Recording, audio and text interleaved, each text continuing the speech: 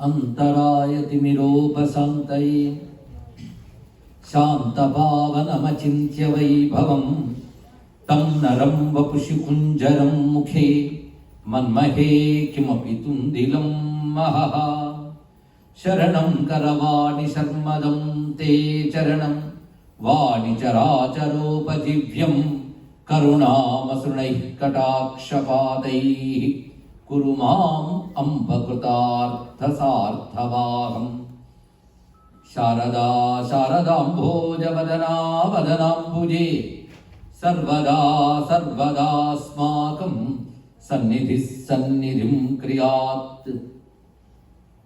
विमलपटी कमलकुटी पुस्तकरुद्राक्ष शस्तहस्तपुटी कामाक्षि पक्ष्मलाक्षी कलितविपञ्ची विभासि वैरिञ्ची वागर्थाविव सम्पृक्तौ वागर्थप्रतिपत्तये जगतः पितरौ वन्दे पार्वती परमेश्वरौ। गुरवे सर्वलोकानां भिषजे भवरोगिणां निधये सर्वविद्यानां दक्षिणामूर्तये नमः। नारायणसमारम्भां व्यासशङ्करमध्यमाम् अस्मदाचार्यपर्यन्तां वन्दे गुरुपरम्परां। नारायणं नमस्कृत्य नरं चैव नरोत्तमं देवीं सरस्वतीं व्यासं ततो जयमुदीरयेत्। यज्ञेश अच्युत गोविन्द माधव अनंत केशव कृष्ण विष्णो हृषीकेश वासुदेव नमोस्तुते श्री वासुदेव नमोस्तुते। गुरुवायुपुराधीशं विष्णुं नारायणं हरिं वासुदेवं जगन्नाथं कृष्णं वन्दे जगद्गुरुं श्रीकृष्णं वन्दे जगद्गुरुं। सर्वमङ्गलमाङ्गल्ये शिवे सर्वार्थसाधिके शरण्ये त्र्यम्बके गौरी नारायणि नमोस्तुते। प्रणतजनतापवर्गा कृतरणसर्गा ससिंह संसर्गा कामाक्षि मुदितभर्गा हतरिपुवर्गा त्वमेव सा दुर्गा।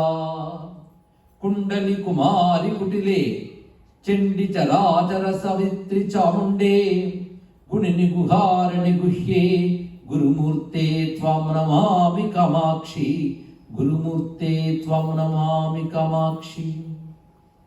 शिवाय गुरवे नमः शिवाय गुरवे नमः शिवाय गुरवे नमः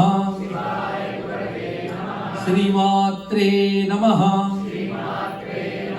श्रीमात्रे नमः श्रीमात्रे नमः श्री विष्णुरूपाय नमः शिवाय श्री कृष्ण शरणं मम श्री दुर्गायै नमः। ఆలయంలో వెలసి అనుగ్రహిస్తున్న గురువాయూరప్ప శ్రీమన్నారాయణుడు శ్రీకృష్ణ పరమాత్మకు నమస్కరిస్తూ స్వామి అనుగ్రహంతో స్వామి సన్నిధిలో దుర్గా సప్తసతి చండీ సప్తసతి అని ప్రసిద్ధి చెందినటువంటి దేవి మాహాత్మ్యం అనే గ్రంథాన్ని మనం చెప్పుకుంటున్నాం. నిన్నటి రోజున మధ్యమ చరిత్రం చెప్తున్నాడు సుమేధ తనను ఆశ్రయించినటువంటి జిజ్ఞాసు భక్తులైన సురధునికి సమాధికి. ఈ మధ్యమ చరిత్రం మహిషాసుర మర్దిని కాలం చెప్తున్నది. ముందు చెప్పిన ప్రథమ చరిత్రం మధుకైటవ సంహారిణి అయినటువంటి దుర్గ గురించి, ఇప్పుడు మహిషాసుర మర్దిని అయిన దుర్గ గురించి చెప్తున్నారు. ఈ దుర్గ యొక్క తత్వము స్వరూపము మహిషాసుర మర్దనానంతరం ఋషులు దేవతలు చేసిన స్తోత్రములో కనబడుతున్నది. ఈ స్తోత్రం చేసిన వారు ఎవరంటే శక్రాదయ అన్నారు. ఇంద్రుడు మొదలైనటువంటి దేవతలు చేసిన స్తోత్రం దేవ్యాయయా తతమిదం జగదాత్మ శక్త్య నిశేష దేవ గణశక్తి సమూహమూర్త్య తామంబికా అఖిల దేవ మహర్షి పూజ్య భక్త్యా నతాస్మ విదధాతు శుభాని సానః. ఈ శ్లోకంతో ప్రారంభించుకుంటూ సుమారు 9 శ్లోకాలు నేను చెప్పుకోవడం జరిగింది. నిన్న చెప్పిన శ్లోకాలు చివరిది మేధాసి దేవి విదితాఖిల శాస్త్రసార దుర్గాసి దుర్గ భవసాగర నౌరసంగ శ్రీ కైటభారి హృదయేక కృతాధివాస గౌరీ త్వమేవ శశిమౌళి కృత ప్రతిష్ఠ. ఈ శ్లోకంలో విశేషం ఏంటంటే ముగ్గురమ్మల ప్రస్తావన జరుగుతున్నది. ఒకటి విదితాఖిల శాస్త్రసార అన్నప్పుడు మేధాస్వరూపమైన సరస్వతి అని చెప్పారు. శ్రీహి కైటభారి హృదయేక కృతాధివాస అన్నప్పుడు మహాలక్ష్మి స్వరూపం చెప్పబడింది. గౌరీ త్వమేవ శశిమౌళి కృత ప్రతిష్ఠ. చంద్రశేఖరుని యందు ప్రతిష్ఠితయే శాశ్వతముగా ఉన్నటువంటి శక్తి గౌరీ. ఈ ముగ్గురు రూపంతో ఉన్నది దుర్గాసి దుర్గ భవసాగర నవరసంగా అనే రెండో వాక్యంతో సమన్వయింపబడుతున్నాయి.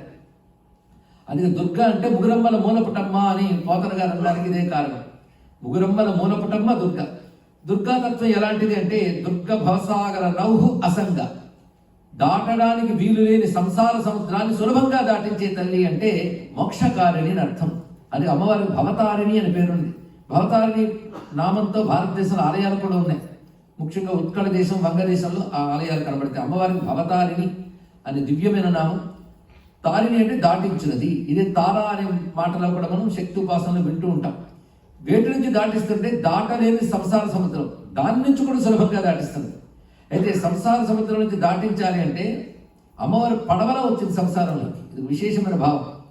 పడవ మనలా కొట్టుకుపోవడానికి రాలేదు, కొట్టుకుంటున్న వాళ్ళు ఒడ్డును చేర్చడానికి వచ్చింది.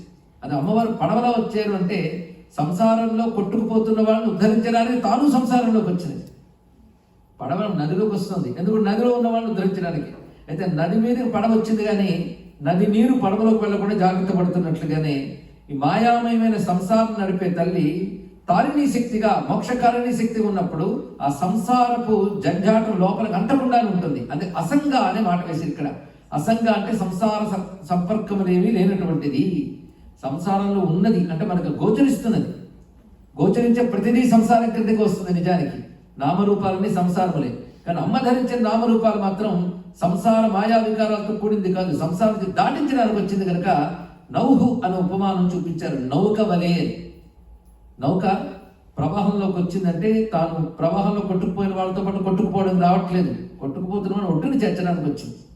సంసారంలోకి రావాల్సిన అవసరం అమ్మవారికి లేదు, మనం దాటవలసిన అవసరం జీవుడికి ఉంది కనుక అమ్మవారు అనుగ్రహించి వచ్చారు. ఆ నౌహ అనే భావంలో ఇంత విశేషం ఉంది. అందుకే సుతరసి తరసే నమః అని దుర్గా సూక్తంలో వేదమే చెప్తాను. ఆ సుతరసి తరసే బాగా అర్థమైతే దుర్గ భవసాగర నౌరసక చక్కగా దాటిస్తుంది. మామూలుగా ఒక కష్టం నుంచి దాటించడం కూడా తరణమే. ఈ కష్టం గట్టెక్కితే చాలంటాం, గట్టెక్కాడు మరో కష్టం మళ్ళీ ముంచుతుంది. అలా కాకుండా సుతరసి తరసే దాటించే వాటిలో గొప్పది ఏదో అది అంటే మళ్ళీ వెనకబడకూడదు. అదే ప్రతరణాయ ఉత్తరణాయ అని రుద్రమంత్రాలు కూడా చెప్తున్నాం. అటువంటి తారణ శక్తి జగన్మాత. ఆ తర్వాత అసుర సంహారం చేసినప్పుడు అమ్మవారి యొక్క వైభవాన్ని దేవతలు ఇప్పుడు కీర్తిస్తున్నారు. కళ్ళారా చూశారు కదా. ఇక్కడ చేసేటువంటి మీమాంస ఈ స్తోత్రంలో అసుర సంహారం వెనక ఉన్న తత్వాన్ని తెలియజేస్తుంది. అది విశేషమైన భావం. ఈ శ్లోకములన్నీ మధురంగా కనబడతాయి. ఆ యుద్ధం చేస్తున్నప్పుడు కూడా అమ్మ పెదవుల మీద చిరునవ్వు చెరగలేదు కండి. ఎంత విశేషమైన అంశం. అదే గొప్ప కోపంతో చేస్తూ ఉంటే స్వభావంలో కోపం ఉంది. అమ్మవారు కోపాన్ని తెచ్చుకున్నారు అసురుని సంహరించేటప్పుడు. స్వభావ సిద్ధంగా ఆవిడ శాంత గుణాతీత. అది చిరునవ్వుతోనే యుద్ధం చేస్తుంది. ఈషత్సహాసమమలం పరిపూర్ణ చంద్ర బింబానుకాలి కనకోత్తమ కాంతి కాంతం అత్యద్భుతం ప్రహృత మత్తరుషా తథాపి వక్త్రం విలోక్య సహసా మహిషాసురేణ. అమ్మ చిరునవ్వు నవ్వుతూ ఉన్నది ముఖం ఎలా ఉన్నదంటే పరిపూర్ణ చంద్రబింబంలా గోచరిస్తున్నది. అలాంటి చిరునవ్వు నవ్వుతున్న మొహాన్ని చూసి కూడా అసురుడికి ఆయుధం వేసిన కొట్టాన్ని ఎలా బుద్ధి పుట్టిందమ్మా అని. అంటే ఎదురుగా పరతత్వం ఉన్నా అది చూసి కాళ్ళ మీద పడవలసింది. యుద్ధం చేయడానికి సిద్ధపడ్డాడంటే వాళ్ళు అసురత్వం ఎంత గట్టిగా ఉన్నది చూడాలి. ఎదురుగా ఉన్న సత్యాన్ని, ఒక శివాన్ని, ఒక సుందరాన్ని గుర్తించలేని అసురత్వం వాడుకున్నది. అలా చేశాడు. పైగా నువ్వు కోపంతో కనుబొమ్మను ముడివేశావు. ఆ కనుబొమ్మను ముడివేస్తే వాడు ఎలా బ్రతుకున్నాడమ్మా? ఆ ప్రశ్నలు అప్పటికప్పుడు వేయడంలోనే అంత చక్కని ముఖం చూశాక ఇంకా అలా ఆయుధం ఎత్తాడని అడిగారు. నువ్వు కోపంతో కనుబొమ్మను ముడివేస్తే వాడు ఎలా బ్రతికి పట్టగలిగాడు అంటే అమ్మవారు కానీ కనుబొమ్మను ముడివేస్తే బ్రతికి బట్ట కట్టగలిగేవాడు ఎవడు ఉండడు. అంటే కోపం అలాంటిది. ఆ కోపంతో ఎవడైనా గదగద పడవలసింది. ఎదురుగా మృత్యువు కనబడితే తిరిగి ఎవడైనా బతుకుతాడా? ఆ కనుబొమ్మను ముడిలో మృత్యువు కనిపించాలి, కానీ వాడు బ్రతికాడమ్మా. ఆశ్చర్యం. అంటే అర్థం ఏంటంటే వాడిలో అసలుత్వం పేరుకుపోయింది కనుక నీతో యుద్ధానికి వచ్చాడు. నీలో దయ ఉంది కనుక చూపుతో తగలబెట్టి కూడా వాడిని చంపకుండా నువ్వు ఊరుకున్నావు. ఆ విశేషం అది చెప్పడం. అందుకే ప్రాణాన్ముమోచ మహిషస్తదైవ చిత్రం గైర్జీవ్యతే కుపితాంతక దర్శనేన. కోపగించుకున్న మృత్యుదేవుడు బతికి పట్టగట్టాడంటే అంతసేపు యుద్ధం చేయడానికే నిలబడ్డాడు కదా. ఎలా నిలబడగలిగాడమ్మా? అలాంటి చూపుతో నువ్వు చూస్తున్నప్పుడు కూడా ఎలా నిలబడగలిగాడంటే అలా నిలబడి నిచ్చింది అమ్మ దైతం. కొంతసేపు అలా ఉంటే కొన్ని పాపాలు పోతాయి, అప్పుడు కానీ వాడు సద్గతిని పొందలేడు. అలా నిలబెట్టాం. పైగా మాకేమర్థమైందంటే నువ్వు కానీ అనుగ్రహిస్తే అన్నీ తరింపజేస్తావు, కోపగించుకుంటే సమూలంగా నాశనం చేస్తావు. రెండూ తెలిసే. దీన్ని బట్టి దేవి ప్రసీద పరమా భవతి.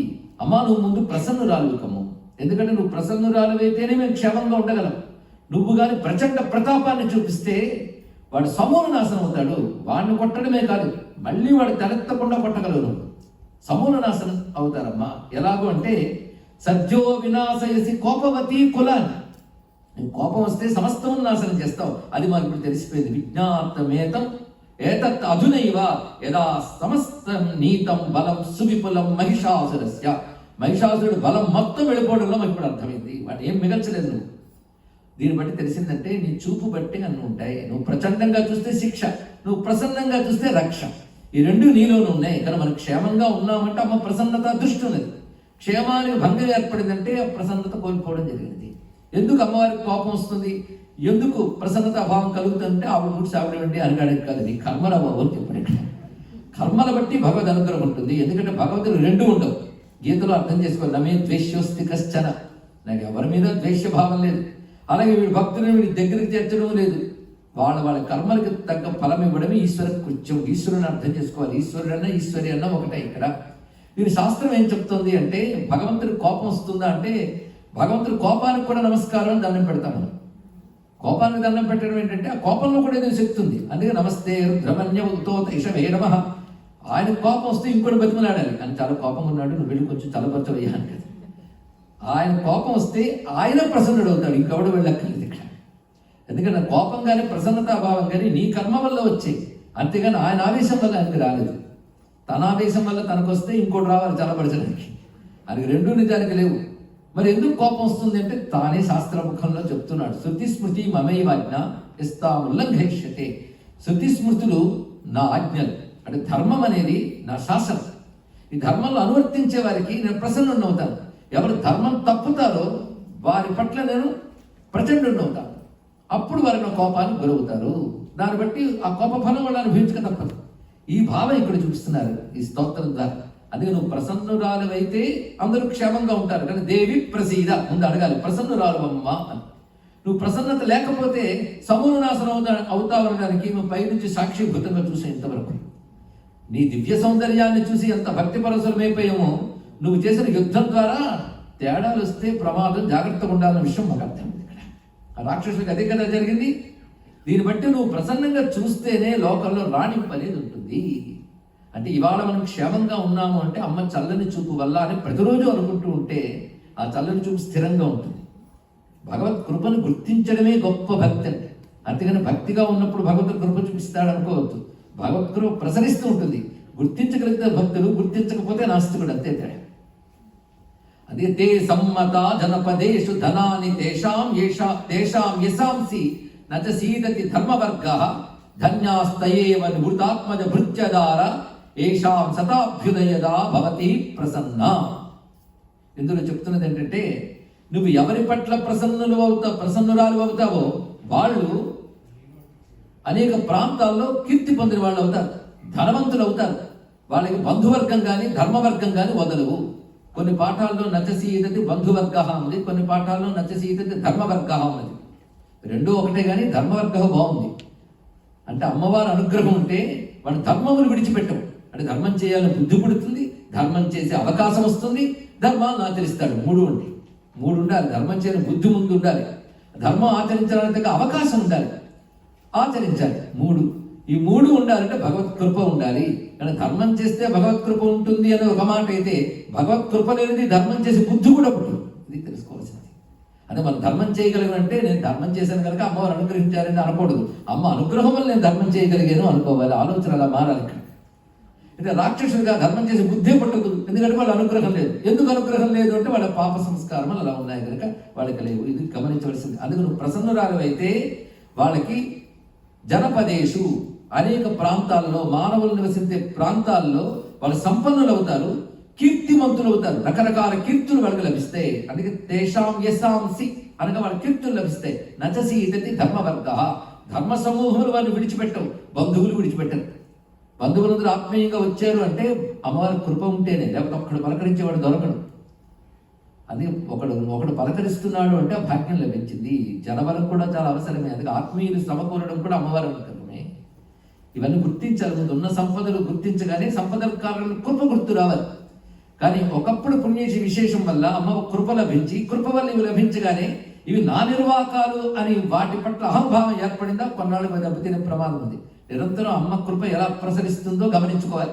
అయితే సాధారణంగా మానవ సంస్కారం ఎలా ఉంటాయంటే ఉన్న వాటిని గుర్తించకుండా లేకున్న వాటిని మాత్రం చూస్తూ ఉంటారు. ఏవి తమకున్నాయో చూడకుండా ఏవి లేవో చూస్తూ ఎప్పుడు ఏడుపుమోహాలి. ఉన్నవి గమనించండి, ఎంత ఆనందంగా ఉంటాము. అందుకే ఏదో లేదని చూడటం కాకుండా ఉన్నవి చూడటం మొదలు పెడితే ఇచ్చినవి గుర్తిస్తున్నాడు కనుక వీడికి ఇవ్వవచ్చుని అమ్మవారు అనుకుంటారు. తెలుసుకోండి, ఇచ్చినవి గుర్తించకపోతే ఎలా లభిస్తాయండి? అలా అయితే మనకి ఎంత పాజిటివ్ థింకింగ్ వస్తుందో ఆలోచించండి. ఆలోచన వల్ల ఎన్ని ఉన్నాయి మనకి? పనిచేసే శరీరం ఉంది, లోపలికి 4 వేళ్ళు వెళ్ళగలుగుతున్నాయి. ఈ పరిస్థితులు ఉన్నాయంటే అవి కూడా లేని వాళ్ళు ఎంతమంది ఉన్నారు? కానీ సృష్టిలో ప్రతి వారికి కూడాను ఏదో ఒకటి లభిస్తుంది. అంటే ఈ మానవ జన్మ కష్టాలు అనుభవించడానికి మాత్రమే కాదు, బాగుపరచుకోవడానికి కూడా ఇచ్చాడు భగవంతుడు. అది సుఖ దుఃఖాలు వస్తూ ఉంటే పోతూ ఉంటాయి. నీ ఆలోచన ఎలా ఉండాలనేది స్తోత్రం ద్వారా గ్రహించవలసింది. ఉన్న ఏ ప్లస్లు ఉన్నాయో, ఏ చక్కని సదుపాయాలు ఉన్నాయో వాటిని గుర్తిస్తూ అమ్మవారి ప్రసన్నత వలివి లభించిందని తెలుసుకుంటూ ధన్యాస్తయేవ నిభృతాత్మని భృత్యదార. ఇంకో మాట చెప్పాడు, నువ్వు ప్రసన్నరాలు అయితే వాళ్ళు ధన్యులు అయిపోతారు. ధన్యులు అంటే అర్థం ఏది పొందాలో దాన్ని పొందిన వారు, ఇది అర్థం. వాళ్ళకి భృత్యులు, భార్య, పిల్లలు అందరి వారికి అనుకూలంగా ఉంటారు. ఇది ఒక గొప్ప విశేషం. కొంతమందికి పాపం ఎంతో సంపాదిస్తారు కానీ అనుకూలతలు ఉండవు. ఇంటికి వెళ్ళడానికి కొందరు భయం, ఎందుకంటే అనుకూలత లేదు, అక్కడికి వెళ్తే ఏముంటుందో అని. అందుకే ఒకసారి ఆఫీసర్ కూడా కోపగించుకొని ఫైల్ విసిరెట్టు గో టు హెల్ అని వెంటనే ఇంటికి వచ్చేటం. ఏం చేస్తాం? అలా ఉంటూ ఉంటాయి. ఎందుకంటే అనుకూలత లేకపోవడం అనేది. అప్పుడు అనుకూలత లేదని వాళ్ళ మీద కోపగించుకోకు, అమ్మ అనుగ్రహం నీకు లేదు కనుక ఇలా ఉన్నాయన్నారు అక్కడ.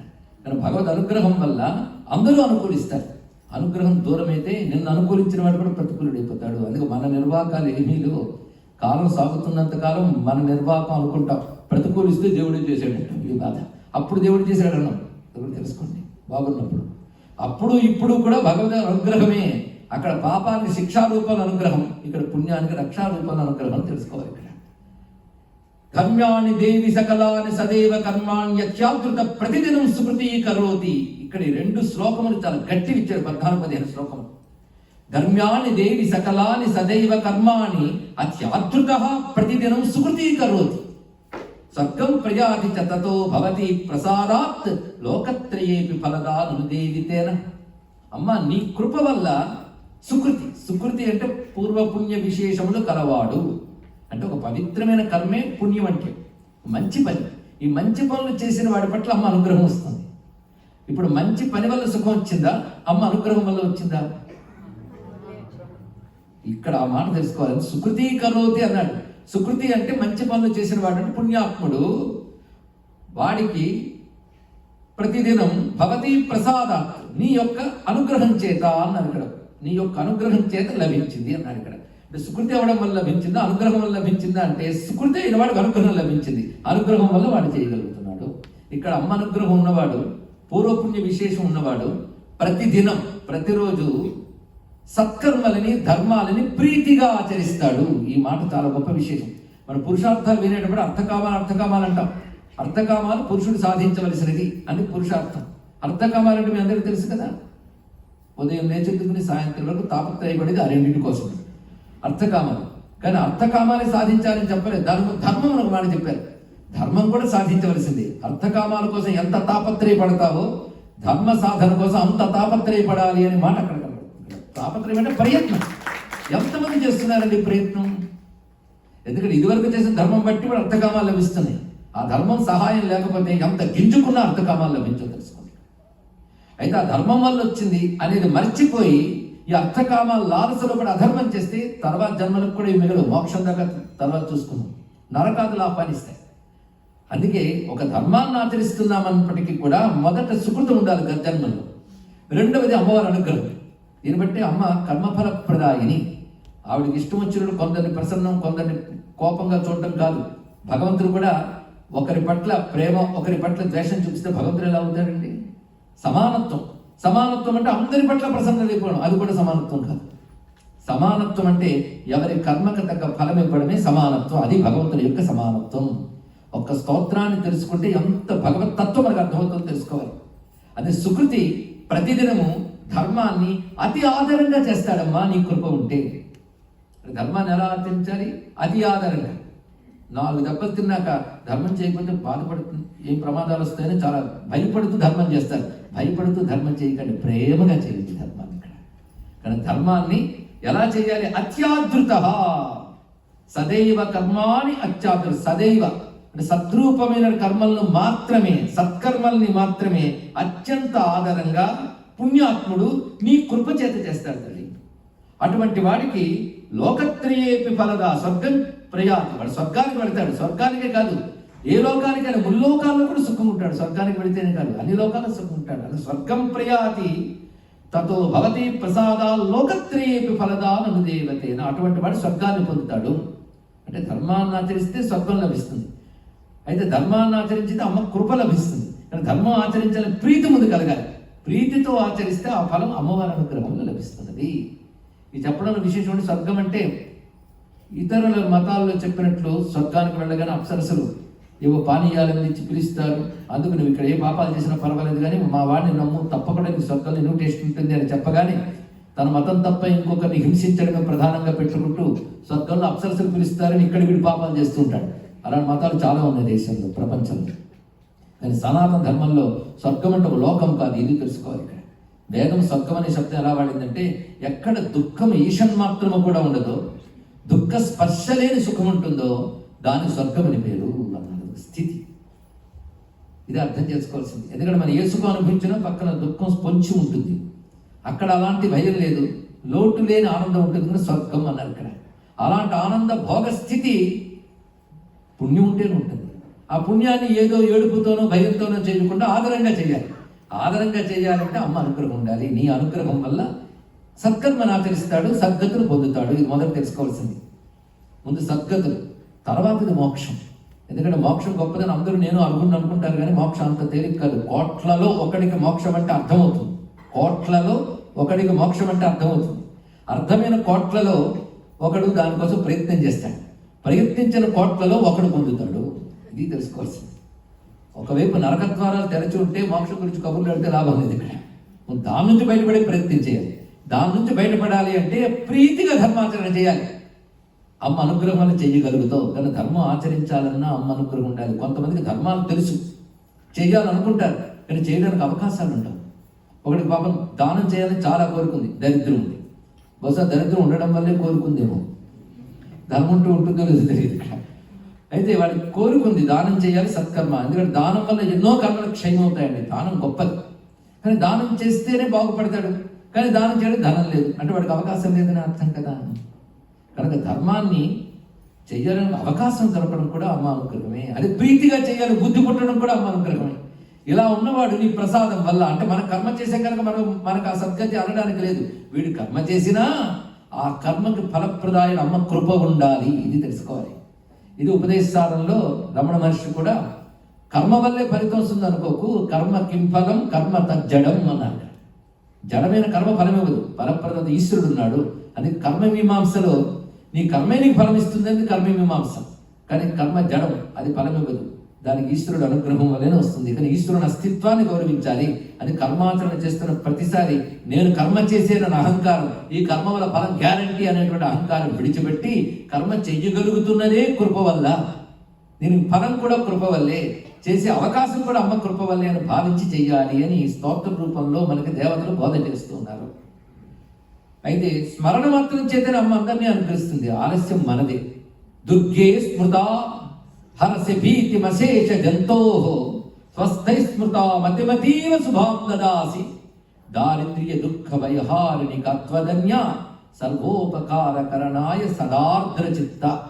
ఇది కొన్ని పాఠాల్లో దయార్ద్ర చిత్తాలు ఉంటుంది, ఏదన్నా తప్పు లేదు. ఆర్ద్ర చిత్తం అంటే టెండర్ హార్ట్ అండి. అమ్మది తడి హృదయం అంటే కరుణతో ఆర్ద్రమైన హృదయం. అంతేగాని అమ్మవారికి ఒకరి మీద ప్రేమ ఒకరి మీద కోపం ఎప్పుడు లేదు. వాటి స్వభావమే కరుణ, భగవత్ కృప. ఆ కృపయే అమ్మవారు.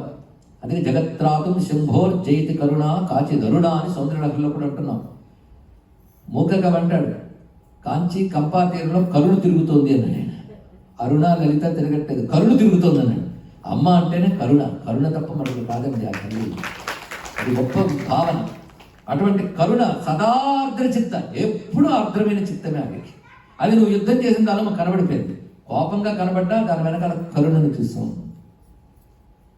అసలు స్మరిస్తే చాలు సర్వ జంతువుల యొక్క భయాన్ని పోగొడతాం. ఇది గుర్తుపెట్టుకోవాల్సిన అంశం అండి. దుర్గే సంబోధన చేశారు. అమ్మా దుర్గా, దుర్గానామం అంత గొప్పది. అందుకే ఆపది కిం కరణీయం స్మరణీయం చరణకమలమంబాయా తత్స్మరణం కింకురితే బ్రహ్మాదీనామపి కింకరీకురితే అన్నాడు. ఆపద కలిగినప్పుడు చేయాల్సిన పని ఏంటంటే అమ్మవారి పాదపద్మాన్ని ఒక్కసారి స్మరించు. స్మరణ మాత్రం చేతనే బ్రహ్మాది దేవతల్ని ముందుకు వచ్చి కింకరోమి కింకరోమి అంటంట. ఏం చేయమంటావు నాయనా అని అడుగుతారు. బ్రహ్మాది దేవతలను కూడా కింకరులుగా చేయగలిగే శక్తి దేనికున్నది? దుర్గా స్మరణకున్నది. అందుకే దుర్గే అనడంలో ఆ నామాన్ని అంత ప్రేమగా దేవతలు అంటున్నారు. దుర్గే స్మృతా హరసి భీతిం అశేష జంతువు. అశేష జంతువు అంటే సమస్త జంతువులకు కూడా స్మరణ మాత్రం చేతనే భయాన్ని పోగొట్టగలిగే శక్తి నువ్వు. అంటే ఇప్పుడు అమ్మవారిని ఎప్పుడు ధ్యానించాలి? భయం కలిగినప్పుడు. అమ్మ భయం కలిగినప్పుడు నిన్ను స్మరిస్తే వారి భయాన్ని పోగొడుతున్నాం. స్వస్థై స్మృతాం అతిమతీవ శుభం దదాసి. ఏ భయము లేని స్వస్థ చిత్తులు ఎవరైతే ఉంటారో వారు నిన్ను స్మరిస్తే వారు ఉన్నదానికంటే ఉన్నతమైనటువంటి శుభాన్ని ప్రసాదిస్తావు. ఇది కదా సామాన్యంగా చెప్పే అర్థం. ఇందులో ఒక రహస్యం ఉందండి. 2 వాక్యాలు నాకు తొందరగా పూర్తి చేయాలని ఉంది, కానీ ఎందుకు కొన్ని శ్లోకాలు బాగా మోహపరుస్తాయి. వాటిలో ఉన్న అందం కనబడుతుంటే మూసేయడానికి ఇష్టం చెప్పాలనిపిస్తుంది. కొంచెం సహనం వహించండి. ఎంత అందం ఉందో ఇందులో. ఇంతవరకు మామూలు అర్థంలో చూస్తే ఎవడు స్మరించిన భయం పోగొడతాడు తల్లి. అయితే భయం లేని వాడు కానీ స్మరిస్తే వాళ్ళు ఉన్న స్థితి కంటే ఇంకా ఉన్నత స్థితి. అతిమతీవ శుభాం దదాసి. వాళ్ళకి ఇంకా మించిపోయిన శుభాలు ఇస్తావు. ఇది సామాన్య అర్థం, అందరూ దాంతో తృప్తి చెందుతారు. కానీ ఇందులో తాత్విక అర్థం మొదటి చెప్తున్నది ఏంటంటే కర్మలకు ఫలాలు ఇచ్చేది అమ్మవారు. మొదటి సిద్ధాంతం అది. రెండవ సిద్ధాంతంలో కర్మఫలాలు ఇవ్వడమే కాదు, సంసారంలో పురాకృత పాపాల వల్ల కలిగే భయాలు. భయం అంటే ఎన్ని రకాలుగా ఉంటుందో తెలియదు. ప్రాణభయం, మృత్యు భయం, వ్యాధి భయం, దరిద్ర భయం, మనుష్య భయం, జంతు భయం, ఎన్నో ఉంటాయి. భయాల గురించి లిస్టు ప్రతి వాళ్ళు చెప్పగలండి. దాని పురాణాలు బ్రతుకు నిండా భయాలు. ఈ భయంలో ఉన్నవాడు కానీ స్మరిస్తే వెంటనే ఆవిడ ఉన్నత స్థితిని ఇస్తున్నది. అంటే భయం పోగొడుతుంది. అయితే భయం లేని వాడు స్మరించక్కర్లేదా అంటే ఇక్కడ భయం అనే మాట అర్థం చేసుకోవాలి. దానికి వేదం సహాయం తీసుకోవాలి. ద్వితీయా ద్వై భయం భవతి ఉపనిషత్తు చెప్తుంది. పరమాత్మ తప్ప అన్యమును చూస్తే భయం కలుగుతుంది అంతే. కనుక అజ్ఞానమే భయము. ఉన్నదంతా పరమాత్మ తెలియట్లేదు, అది అజ్ఞానం. అజ్ఞానం వలన ద్వైత భ్రాంతి కలుగుతుంది. ఆ భయం, ఆ ద్వైత భ్రాంతి రూపమైన అజ్ఞాన జనితమైన భయం పోవాలి అంటే అమ్మవారిని స్మరించాలి. అటువంటి వారికి అజ్ఞానం తొలగించి జ్ఞానాన్ని కలిగించి ముక్తినిస్తుంది. భయాన్ని తొలగించుట అంటే అభయం. అభయం అంటే ముక్తి. అందుకే ఎప్పుడు వరద కింద పుట్టింది, అభయం పైకి ఉంటుంది. మీరు ఎప్పుడైనా చూసారా? అంటే వరద అంటే లోకాలన్నీ కిందవే, అమ్మవారికి అది పైది. అంటే ఈ లోకాల్లో ఉన్నవన్నీ వరములే, అవి ఇస్తాలే. కానీ వీటిలో భయం ఉంటుంది సుమా. భయం లేనిది ఒకటి పైది. అంటే లోకాలకు అతీతమైన, లోకాతీత, గుణాతీత, సర్వాతీత, సమాత్మకమైన కైవల్యమే ఆ భయం. అది చూపిస్తున్నది. ఆ కైవల్యం రాకపోవడం, దానికి సంబంధించిన జ్ఞానం లేకపోవడం భయం. అలాంటి భయం కలిగిన వాళ్ళు ఎవరైనా అంటే నేను అజ్ఞానం పోగొట్టుకోవడానికి నా అర్హత ఉందా అండి అనుకోకు. స్మరించమ్మని. ఆవిడ తప్పకుండా అజ్ఞానాన్ని పోగొడుతుంది. అజ్ఞాన జనితమైన భయాన్ని పోగొడుతుంది. ఇది సెకండ్ లెవెల్ ఆఫ్ మీనింగ్. 2వ లెవెల్లో చెప్తున్నాం ఇక్కడ. 2వ లెవెల్ ఏంటి? పై లెవెల్ ఇది. అయితే ఆ భయం లేని వాళ్ళు కొందరు ఉంటారు. ఉన్నాడు ఒక ఆయన నిర్భీకుంటూ ప్రశస్త భాగవతుడు నిర్వయుడు. ప్రహ్లాదుడు భక్తుడే, నేను భక్తుడేనండి. కానీ ప్రహ్లాదుడు క్వాలిఫికేషన్ నిర్భీకుడు అని భయమే లేదు దానికి. ఎందుకంటే మరొక వస్తువు లేదు, ఉన్నదంతా విష్ణువే. భయం దేనికి? అదే ఆయన స్థితి. ఆయన కూడా స్మరించాడు భగవంతుడిని. అందుకే స్వస్థై అనే అంటే అర్థం భయం లేని జ్ఞానులు కూడా నేను స్మరిస్తారు తల్లి అన్నారు ఇక్కడ. దానివల్ల వాళ్ళకి అతిమతీవ శుభాం దదాసి, ఈ శుభాన్ని అతిక్రమించిన శుభం ఒకటి లభిస్తుంది, అనగా కైవల్యం లభిస్తుంది వాళ్ళకి. జ్ఞానులు కూడా అమ్మవారిని స్మరిస్తూనే ఉంటారు. ఆ మాటకు వస్తే జ్ఞానం లేని వాళ్ళు భయాన్ని అమ్మవారిని రెండింటిని స్మరిస్తారు. ఎందుకంటే భయం నుంచి పోగొట్టు అన్నప్పుడు భయం గురించి ఎక్కువ ధ్యానం చేస్తారు. ఒకవైపు దుర్గా దుర్గా దుర్గా దుర్గా అంటూనే ఎంత భయపడతారో, చెమట్లు పడతాయో. వాళ్ళ ధ్యానం దుర్గ కంటే దీని వైపు ఉంది. వాడికి భయం పోగొట్టింది, వాడికి అసలు భయమే లేదు, అజ్ఞానం లేదు, ప్రశాంతంగా ఉంటాడు. అదిగో రామకృష్ణ పరమహంస, రమణ మహర్షి భగవంతుని ధ్యానించినట్లు మనం ధ్యానించగలమా? వాళ్ళు భగవంతుడే కనబడతారు, భయం కనబడతారు. వాళ్ళు స్వస్థులు. స్వస్థులు అంటే వాళ్ళు స్వస్థులు అంటే కొందరు స్వర్గలోకంలో ఉన్న వాళ్ళని అర్థం చెప్పారు ఇక్కడ. వాళ్ళకి మాత్రం భయం లేదు, వాళ్ళు స్వస్థులు ఎందుకు పెట్టడం? వాళ్ళు సంసారులే. స్వస్థులు అంటే తన స్థితిలో తాను ఉన్నవాళ్ళు. స్వస్థితి అదే స్వస్థులు, తన స్థితిలో తాను ఉన్నవాడు. తన స్థితి ఏంటి? సచ్చిదానంద తత్వం. అది తెలిసిన వారు కూడా అమ్మవారిని ఆశ్రయిస్తున్నారు. ఋషులు, యోగులు, తాత్వికులు అందరూ అమ్మవారిని ధ్యానిస్తున్న వాళ్ళే. అటువంటి వారిని ధ్యానిస్తే వాళ్ళు ఇప్పుడు ఏ స్థితిలో ఉన్నారు కానీ దాన్ని మించమైన స్థితిని నువ్వు ఇస్తావు. అన్నింటినీ మించిన స్థితి అంటే కైవల్యం. ఇప్పుడు తెలిసింది కదా, సంసార భయం ఉన్న వారికి ఆ భయము, భయానికి మూలమైన అజ్ఞానాన్ని పోగొడతావు. భయం లేని జ్ఞానులకి పరిపూర్ణమైన కైవల్యాన్ని ప్రసాదిస్తావు. కనుక మోక్షం కావాలంటే భయం లేని స్థితి కావాలి. కనుక మొట్టమొదటి అమ్మవారి స్మరణ వల్ల భయం లేని స్థితి వస్తుంది. భయం లేని స్థితి వల్ల అంతకంటే గొప్పదైన జ్ఞానము, మోక్షము లభిస్తాయి. దీన్ని బట్టి భయాలు పోవాలన్నా, కర్మలకి ఫలాలు రావాలన్నా, ఉత్తమ గతులు పొందాలన్నా నీ కృప ఉండాలి. అన్నీ వదిలి కైవల్యాన్ని పొందాలన్నా నీ దయ ఉండాలి. ఈ మొత్తం ఈ 2 శ్లోకాల్లో ఉన్న భావం అంత గొప్పది. దుర్గే స్మృత హరసి భీతిమశేష జంతో స్వస్థై స్మృత మతమతీవ శుభాం దదాసి. మొత్తానికి దారిద్ర్య దుఃఖ భయహారిణి కాత్వదన్య. తల్లి దారిద్ర్యాన్ని కానీ, దుఃఖాన్ని కానీ, భయాన్ని కానీ పోగొట్టడంలో నీకంటే మించిన వారెవరమ్మా? ఇంకొకరు లేరు, నువ్వే పోగొట్టగలవు. ఎందుకంటే సర్వోపకారకరణాయ, అందరికీ ఉపకారం కలిగించాలనేటువంటి చిత్తవృత్తి నీకు ఎప్పుడు ఉంది. ఎందుకంటే సదా ఆర్ద్ర చిత్త, ఎల్లవేళ దయామయురాలు వెనుక ఉపకారం కలిగించాలని నువ్వు అనుకుంటుంటావు. ఇది ఉపకార స్వభావం. ఆ కారణం చేతనే నేను స్మరిస్తే చాలు, స్మరిస్తే వెంటనే అనుగ్రహిస్తుంది ఆ తల్లి. ఈ శ్లోకం మనకు ఎంత ధైర్యాన్ని ఇవ్వాలండి, ఎంత అభయాన్ని ఇవ్వాలి. అమ్మ స్మరణ చాలు. అందుకే నిరంతరం అమ్మ స్మరణ చేసేవాడికి భయం ఉండదు. అందుకే రామనామ జపతో కుతో భయం అంటాడు ఒక ఆయన. అది మనం కూడా తీస్తే మోహన్ రాగం, కళ్యాణ్ రాగంలో పాట పాడతాం. కానీ అభయ స్థితి మాత్రం రావట్లేదు. వచ్చింది అదే తక్కువేమి మనకు రాముండొక్కడుండు వరకు అన్న మాట అనాలంటే ఎంత ధీమా ఉండాలండి. ఇక్కడ రాముని వారము మాకేమి విచారం. అలా భక్తుడికి ఎప్పుడు భయం ఉండదు. భక్తి భయం కలిసి కాపురం చెయ్యం. ఇంకా భయం ఉందంటే భక్తి లేదని అర్థం అంటారు. కానీ నాకు అది ఇది ఉందంటే భ్రాంతి ఉందంట. 2 కలిసి ఉండవండి. అప్పుడు వెలుగుందండి, చీకటి కూడా ఉందంటే 2 కలిసి ఉండవునైనా, ఏదో ఒకటి ఉంటుంది తెలుసుకో ఇక్కడ. అందుకే అభయం సప్త సంశుద్ధి అని 16వ అధ్యాయం గీతలు అదే చెప్తున్నాడు. మళ్ళీ గీత, రామాయణం అన్ని వెళుతుంటే అసలు కదా ఆగిపోతుంది. మొత్తానికి మన గ్రంథములన్నీ సారం ఇక్కడ తెలుసుకోవాలి. భగవత్ స్మరణ భయాన్ని పోగొడుతుంది. అభయస్థితిలో ఉన్న వారికి కైవల్యాన్ని ప్రసాదిస్తున్నది. అటువంటి తల్లి నీకు నమస్కారము అని ఈ శ్లోకం విశేషంగా మన సప్తశ్లోక్యులు ఈ శ్లోకాన్ని తీసుకొస్తారు. అంటే మొదటి అధ్యాయం నుంచి అంత బ్రహ్మదేవుడు స్తోత్రం చేసినా అందులోంచి ఏం తీసుకోలేదు చూడండి. దాని ముందు సుమేధ చెప్పిన ఒక శ్లోకం తీసుకున్నారు. జ్ఞానినామం చేతాంశ దేవి భగవతి స బలాదాకృష్ణ మోహాలు మహామాయ ప్రేక్షిత. తర్వాత ఇందులోంచి ఒక్క శ్లోకం తీసుకున్నారు. ఇది ఒక్కటే మొత్తం మహిషాసురమర్దిని స్తోత్రం నుంచి గ్రహించిన శ్లోకం. అంటే అంత సారభూతమైన శ్లోకం కనుక మరొక్కసారి అనుకుందాం. అందుకని దుర్గానామం పరమార్లు వస్తుంది కదా. దుర్గే స్మృతారసి భీతిమశేష జంతో స్వస్థై స్మృతామతిమతీవ శుభాం దదాసి. దారిద్ర్య దుఃఖ భయహారిణి కాత్వధన్య సర్వోపకారకరణాయ సదా ఆర్ద్రచిత్త. ఎప్పుడు యుద్ధం గురించి మరొక నిర్వచనం చేస్తున్నారు. దీన్ని బట్టి తేలింది ఏంటంటే, యుద్ధంలో వీళ్ళు చంపేమంటే వీడి మీద కోపమో ద్వేషమో నీకు లేదు. నీ స్వభావమే దయ అయినప్పుడు కోపం ఎందుకు ఉంటుందమ్మా? నీకు నిజంగా కోపం ఉంటే కనుబొమ్మలు ముడివేసి చూసేవా? అప్పుడే వాడు చావాల్సింది. వాడు చావలేదంటే నీ అభినయ కోపం కానీ అసలు కోపం కాదు. పైగా వాడు చూడు అంత నవ్వుతూ నువ్వు వాయిదం వేసాడంటే వాడి అంత రాక్షత్వం ఉందో. నువ్వు ఎలా చేసావంటే వాళ్ళ మీద దయమ్మ నీకు. ఎవరి మీద? రాక్షసుల మీద. ఎంత దయ నీకో. ఏ బిర్హతే జగదుపైతి సుఖం తథైతే కుర్వంతు నామ నరకాయ చిరాయ పాపం సంగ్రామ మృత్యుమధిగమ్య దివం ప్రయాంతు మత్వేతి నూన మహితాం వినిహంసి దేవి. నువ్వు వీళ్ళు చంపడంలో ఉద్దేశం ఏంటంటే, వీళ్ళని ఇలాగ వదిలేసామనుకో ఎప్పటికప్పుడు చచ్చిపోతారు కదా. ఈ రాక్షసుని ఇలాగా వదిలితే ఎప్పటికప్పుడు చస్తారు. చచ్చే వరకు వీడు చేసిన పాపాల వల్ల వీళ్ళు నరకాలకు పోతారు. ఇది వీళ్ళ పరిస్థితి. వీళ్ళు చంపేసామనుకో లోకానికి క్షేమం కలుగుతుంది. చంపకపోతే వీళ్ళు చచ్చే వరకు ఇదే పని చేస్తారు, చచ్చికి నరకానికి పోతారు. కనుక అమ్మవారు ఏం చేశారంటే వీడు చస్తే కానీ బాగుపడడు అనుకున్న వాళ్ళు చంపారు. అయితే ఈ చంపేటప్పుడు వాడు మామూలుగా చేస్తే ఎక్కడికి పోతాడు? నరకానికి పోతాడు. అందుకే వీడు వీడి కట్టే జగతిపై సుఖం తదైతే, వీళ్ళని చంపేస్తే జగత్తుకి సుఖం.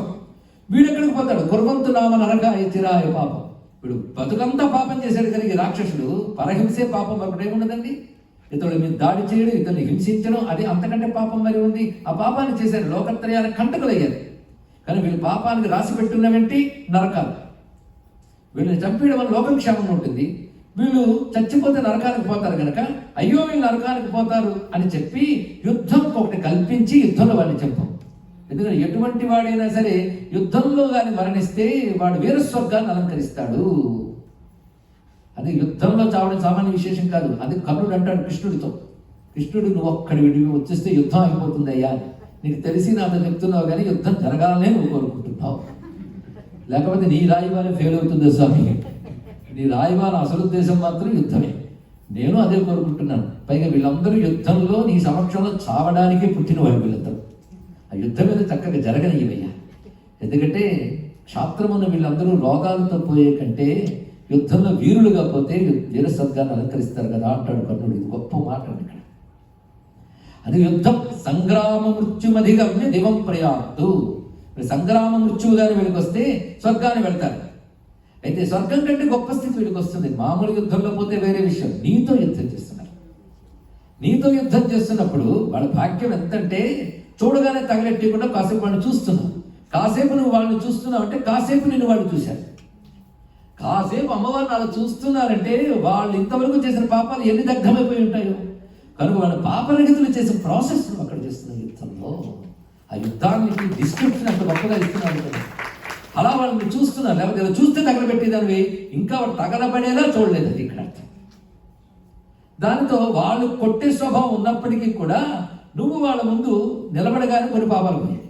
పైగా మరొకటి విశేషం ఏంటంటే దృష్ట్వైవ కిం న భవతి ప్రకరోతి భస్మ సర్వాసు నాననిషు యత్ ప్రహిణోహి శస్త్రం. దృష్టితోనే చెప్పగలిగే నువ్వు శస్త్రప్రయోగం ఎందుకు చేసావు అంటే వీళ్ళు పాపం చేత వీళ్ళ శరీరం అంతా కూడా పాడైపోయింది. ఇక్కడ పాపం కానీ పుణ్యం కానీ మన శరీరంలో ప్రసరిస్తుందండి. అది బాగా పాపాలు చేసేవాడు మొహంలోనే కళలు ఉట్టిపడిపోతుంటాయి. పాపం కళ్ళు సత్కర్మలు ఆచరించే వాళ్ళు ఒక సాత్విక భావం మనకు కనబడుతూ ఉంటుంది. మనలో కూడా నెగిటివ్ థాట్స్ వచ్చినప్పుడు ముఖంలో ఎన్ని మార్పులు. ఎప్పుడు నెగిటివ్ థాట్స్ ఉంటే ఆ మార్పు స్థిరపడిపోతుంది. తెలుసుకోండి. ఇక్కడ ఎప్పుడు కోపగించేవాడు మొహం వాడు కోపంగా లేనప్పుడు కూడా చూడలేం. అంటే నెగిటివ్ థాట్స్ ప్రభావం మన ముఖ కవళికల్లో శరీరంలో అన్నింటిలో ఉంటాయి. అదే త్వక్ అస్థి వీటన్నింటిలో వెళ్ళిపోతుంది. పాపం కానీ పుణ్యం కానీ చర్మంలో మాంసంలో రక్తంలో కలిసిపోతాయి. అది ఎక్కువ అవుతున్న కొద్దీ. అలాగే వాటి నుంచి పోగొట్టుకోవడానికే న్యాసాదన చేసిన త్వగస్థిగతై సర్వపాపై ప్రముచ్యతే మహాన్యాసాలు కూడా చేస్తాం మనం. అది జరుగుతున్న వాడికి అర్థం తెలిస్తే కళ్ళ నీళ్ళు వస్తాయండి. ఏదో అర్థం తెలియట్లేదు కానీ బతుకు వెళ్ళమారిపోతుంది. ఆ రుద్రాభిషేకం ప్రారంభిస్తాడో లేదో మధ్య మధ్యలో వాచి ఎప్పుడు పూర్తవుతుందా. ఎందుకంటే అర్థం తెలిసిపోతే బాగైపోతాం కదా. ఇప్పటి నుంచి బాగుపడితే అలాగా. అందుకే ఇలా ఉంటుంది పరిస్థితి. సరే, మొత్తానికి వీళ్ళు ఇంత పాపం ఒంటి నిండా ఉంది. ఇంత పాపం పెట్టుకుని జీవుడు పోతే ఏమవుతాడు? ఒంటి నిండా ఉన్న పాపం వాడి సంస్కారంలోకి వెళ్ళిపోయి వాడు నరకాల్లో చూసేస్తాం. ఎందుకంటే ఇక్కడ పోగు చేసుకున్నవన్నీ ఓడబిక్కుని తర్వాత లోపలికి వెళ్తూ ఉంటారు ప్రతి వాడు కూడా. కానీ వీడి గతి అవుతుంది. అది అమ్మవారు ఏం చేశారంటే చూపుతో కొంత పాపాన్ని పోగొట్టారు. వాడి శరీరంలో ఉన్న పాపం పోవడానికి ఏం చేశారంటే తాను పట్టుకున్న ఆయుధంతో కొట్టింది. అమ్మ పట్టుకున్న ఆయుధం కనుక ఆయుధం పవిత్రమై శక్తివంతమై వాళ్ళ శరీరాన్ని కొట్టి వాళ్ళ శరీరంలో ఉన్న పాపమంతా కడిగేసి వాళ్ళకి సద్గతినిచ్చింది. ఆయుధ ప్రయోగం అని సర్వాసురాననుషు యత్ ప్రహిణోషి శస్త్రం లోకాన్ ప్రయాంతు రిపహోపి శస్త్రపూతాః. శత్రుడైనప్పటికీ వాళ్ళ శస్త్రముల చేత పూతాహ పవిత్రులయ్యారు. అంటే అమ్మవారి శస్త్ర ప్రయోగం ఏంటో చూసారా? ఒకటి దృష్టి ప్రయోగం, అదుగా ఆయుధం. ఇంకోటి శస్త్ర ప్రయోగం, అది కూడా అమ్మ చేతి ఆమె పట్టుకున్నది. అది గొప్ప విషయం ఇక్కడ. యుద్ధం మతిర్భవతి తేష్వపితే అహితేషు సాధ్వి. వాళ్ళ యందు కూడా నీకు సాధ్విని కనుక సద్బుద్ధి ఉన్నది. నీకు కఠోర బుద్ధి లేదు ఆ సమయంలో. అసలు ఆ యుద్ధం చేస్తున్నప్పుడు ఆయుధాల నుంచి వెలుగులు వస్తున్నాయి. ఆ వెలుగుల మధ్య మెరిసిపోతూ ఉన్నటువంటి నీ అందమైన ముఖాన్ని ధ్యానిస్తే చాలమ్మా ధన్యత లభిస్తుంది. దీన్ని బట్టి యుద్ధ వర్ణన ఎందుకు జరిగిందో తెలిసింది కదా. ఆ వర్ణిస్తున్న యుద్ధంలో అమ్మవారి వీర సౌందర్యాన్ని చూడాలి. మహావీర సౌందర్య రసాకృత ఆవిడ. అది వీర సౌందర్య స్వరూపాన్ని స్ఫురింపజేస్తున్నారు. ఖడ్గ ప్రభానికర విస్ఫురణ స్తధోగ్రై శూలాగ్ర కంతిని వహేన దృశోసురాణ యన్నాగత విలయమం సుమదిందు ఖండ యోగ్యాననం తవ విలోకయతాం తదేతత్. ఒకవైపు కత్తి నువ్వు జడిపిస్తున్నప్పుడు ఆ కత్తి మెరుపుల కాంతులు అక్కడ తడతల్లాడుతున్నాయి. పైగా అటు ఇటు జడిపిస్తున్నప్పుడు కాంతులు చుట్టూ వస్తున్నాయి. పైగా శూలాన్ని నువ్వు తిప్పుతూ కొడుతున్నప్పుడు శూల కాంతులు వస్తున్నాయి. ఈ కాంతుల మధ్యలో మాత్రం చంద్రబింబంలా నీ వదనం ప్రకాశిస్తుంది. అది విలయం అంశుమదిందు ఖండ యోగ్యాననం. అది అసురుల కన్నులు ఆ కాంతులకి అక్కడికక్కడ నాశనం కాకుండా అమృత బింబం లాంటి నీ వదనం అక్కడ ప్రకాశించడం వల్ల అవి చూస్తేనే తగలబడవలసిన వాళ్ళు అమృత బింబం లాంటి నీ వదన కాంతుల ప్రసారం వల్ల అంతసేపు నిలబడి యుద్ధం చేయగలిగేదమ్మా. మొత్తానికి అర్థం ఏంటంటే యుద్ధంలో వీళ్ళ మీద కక్ష, వాళ్ళ మీద పక్షపాతం నీకు రెండూ లేదు. ఈ విషయం మనకి ఉపనిషత్తుల్లో చెప్పబడుతుంది. సూత్ర భాష్యంలో శంకరులు వివరించారు. బాలరాయణ బ్రహ్మసూత్రాలు చెప్తాడు. వీరికి శిక్ష, వారికి రక్ష, ఒకరు బాగున్నారు ఒకరు బాగులేరు అనడానికి ఏమిటి కారణం, భగవంతుడు ఎందుకు ఇలా చేస్తున్నాడని ప్రశ్న వేస్తే సూటిగా తేటగా గట్టిగా సమాధానం చెప్పగలిగిన సమాధానం సనాతన ధర్మం మీద, హిందూ ధర్మంలో మాత్రమే ఉంటుంది. వాళ్ళు ఏం చెప్తారంటే నువ్వు నమ్మలేదు కనుక నరకం వరకు పోయేదువు, నమ్మినతో స్వర్గం వరకు పోయేదువు. అదే మిగిలిన వాళ్ళకి తెలుసు. మనం చెప్పేదంటే నమ్మినా నమ్మకపోయినా నువ్వు ధర్మబద్ధంగా ఉంటే తప్పకుండా ధరిస్తావు, నమ్మే వరకు తప్పకుండా ఎప్పటికైనా ధరిస్తావు.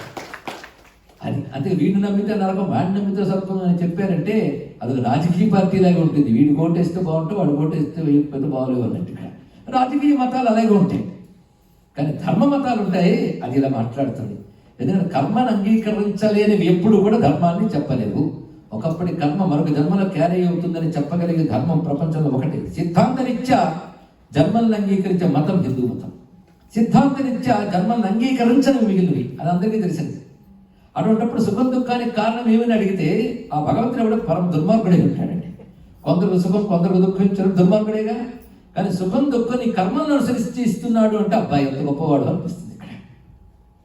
కర్మ ఫలానుభవమే చేస్తున్నాడు ఆయన, కానీ అందులోనే నీకు విచారణ చేసి బాగుపడడానికి అవకాశం ఇస్తున్నాడు, వినియోగించుకో. ఇంత చక్కటి లాజికల్ అండ్ సైంటిఫిక్ ఎక్స్ప్లెనేషన్ ఇవ్వగలిగిన సనాతన ధర్మంలో పుట్టడం మనం చేసుకున్నది.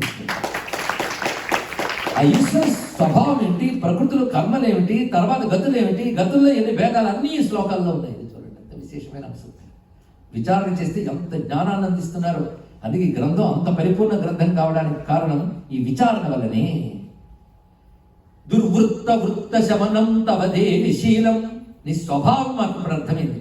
దుర్వృత్తుల వృత్తాన్ని శమింపజేయడమే నీ స్వభావము. ఎవరు దుష్ట ప్రవర్తన కలిగిన వారో అటువంటి వారు దుర్వృత్తులని తొలగించడం నీ యొక్క స్వభావం. రూపం తథైవ విచించ మతుల్యమన్యై. నీ రూపము గాని వీర్యము గాని అటువంటివే. దీన్ని బట్టి మాకు అర్థమైందంటే వైవిశ్వపి ప్రకటితైవ దయాత్వయర్థం. శత్రువుల పట్ల కూడా నువ్వు దయ చూపిస్తావమ్మా. అచ్చం రామాయణం భారతం చదివిన తర్వాత చదివితే ఆ వాసన ఇక్కడ వస్తుంది. గరుత్మంతుడు వస్తాడు రామచంద్రమూర్తి వద్దకు యుద్ధం జరుగుతున్నప్పుడు. అప్పుడు ఇంద్రజిత్తు వేసిన నాగాస్త్రానికి బంధితులు పడి ఉంటారు రామలక్ష్మణుడు. అవతారంలో మానవ మర్యాదలు అంగీకరిస్తూ పడుకున్నాడు, కానీ ఆయనకి ఏం చేస్తుంది అస్త్రం. అప్పుడు ఎలా వీళ్ళని రక్షిస్తామని అందరూ ఆలోచిస్తుంటే వైకుంఠుడికి గరుత్మంతుడు వస్తాడు. ఎవరు ఇన్విటేషన్ పంపలేదు, మెయిల్ చేయలేదు, వచ్చేసాడు ఆయన. తిన్నగా వచ్చి ఆ రెక్కలు విసరగానే నాగాస్త్రం పోయింది. వెంటనే రాముడు లేస్తూనే ఎవరు నువ్వు అన్నాడు. ఈ వ్యాక్షన్ అయ్యా అన్నాడు. ఎందుకంటే మళ్ళీ నారాయణ నేను అనేయకుండా ఎవరు నువ్వు అన్నావు నువ్వు అంటే నన్ను నారాయణ అనక ఇక్కడ. ఎందుకంటే రావణ్ణి చచ్చే వరకు మానవుడిలాగా ఉండాలి అన్నాను. కొంచెం డ్రామా కొనసాగించాను.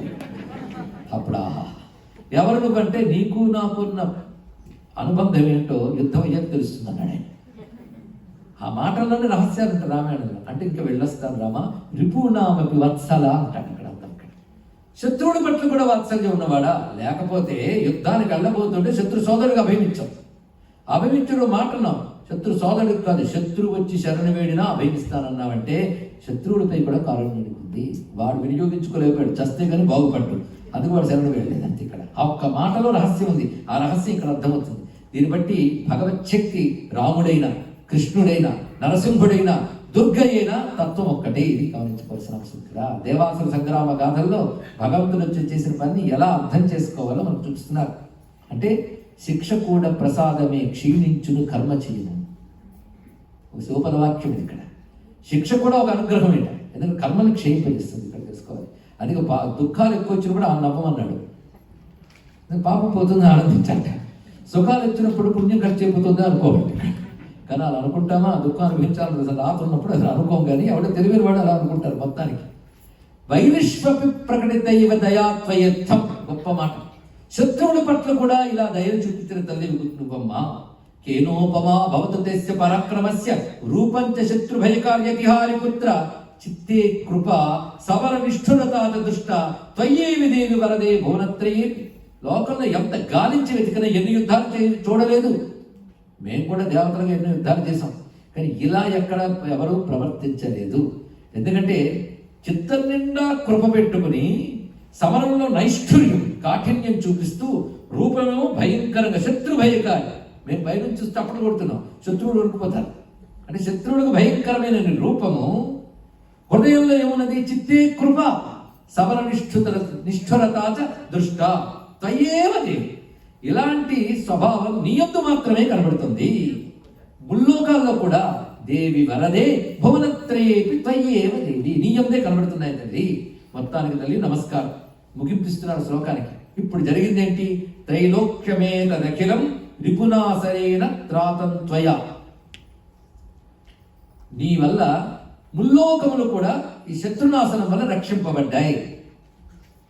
ఇక రెండవది ఏం జరిగిందంటే సమరమూర్ధనితేపి హత్వా నీతాదివం రిపుగణాః.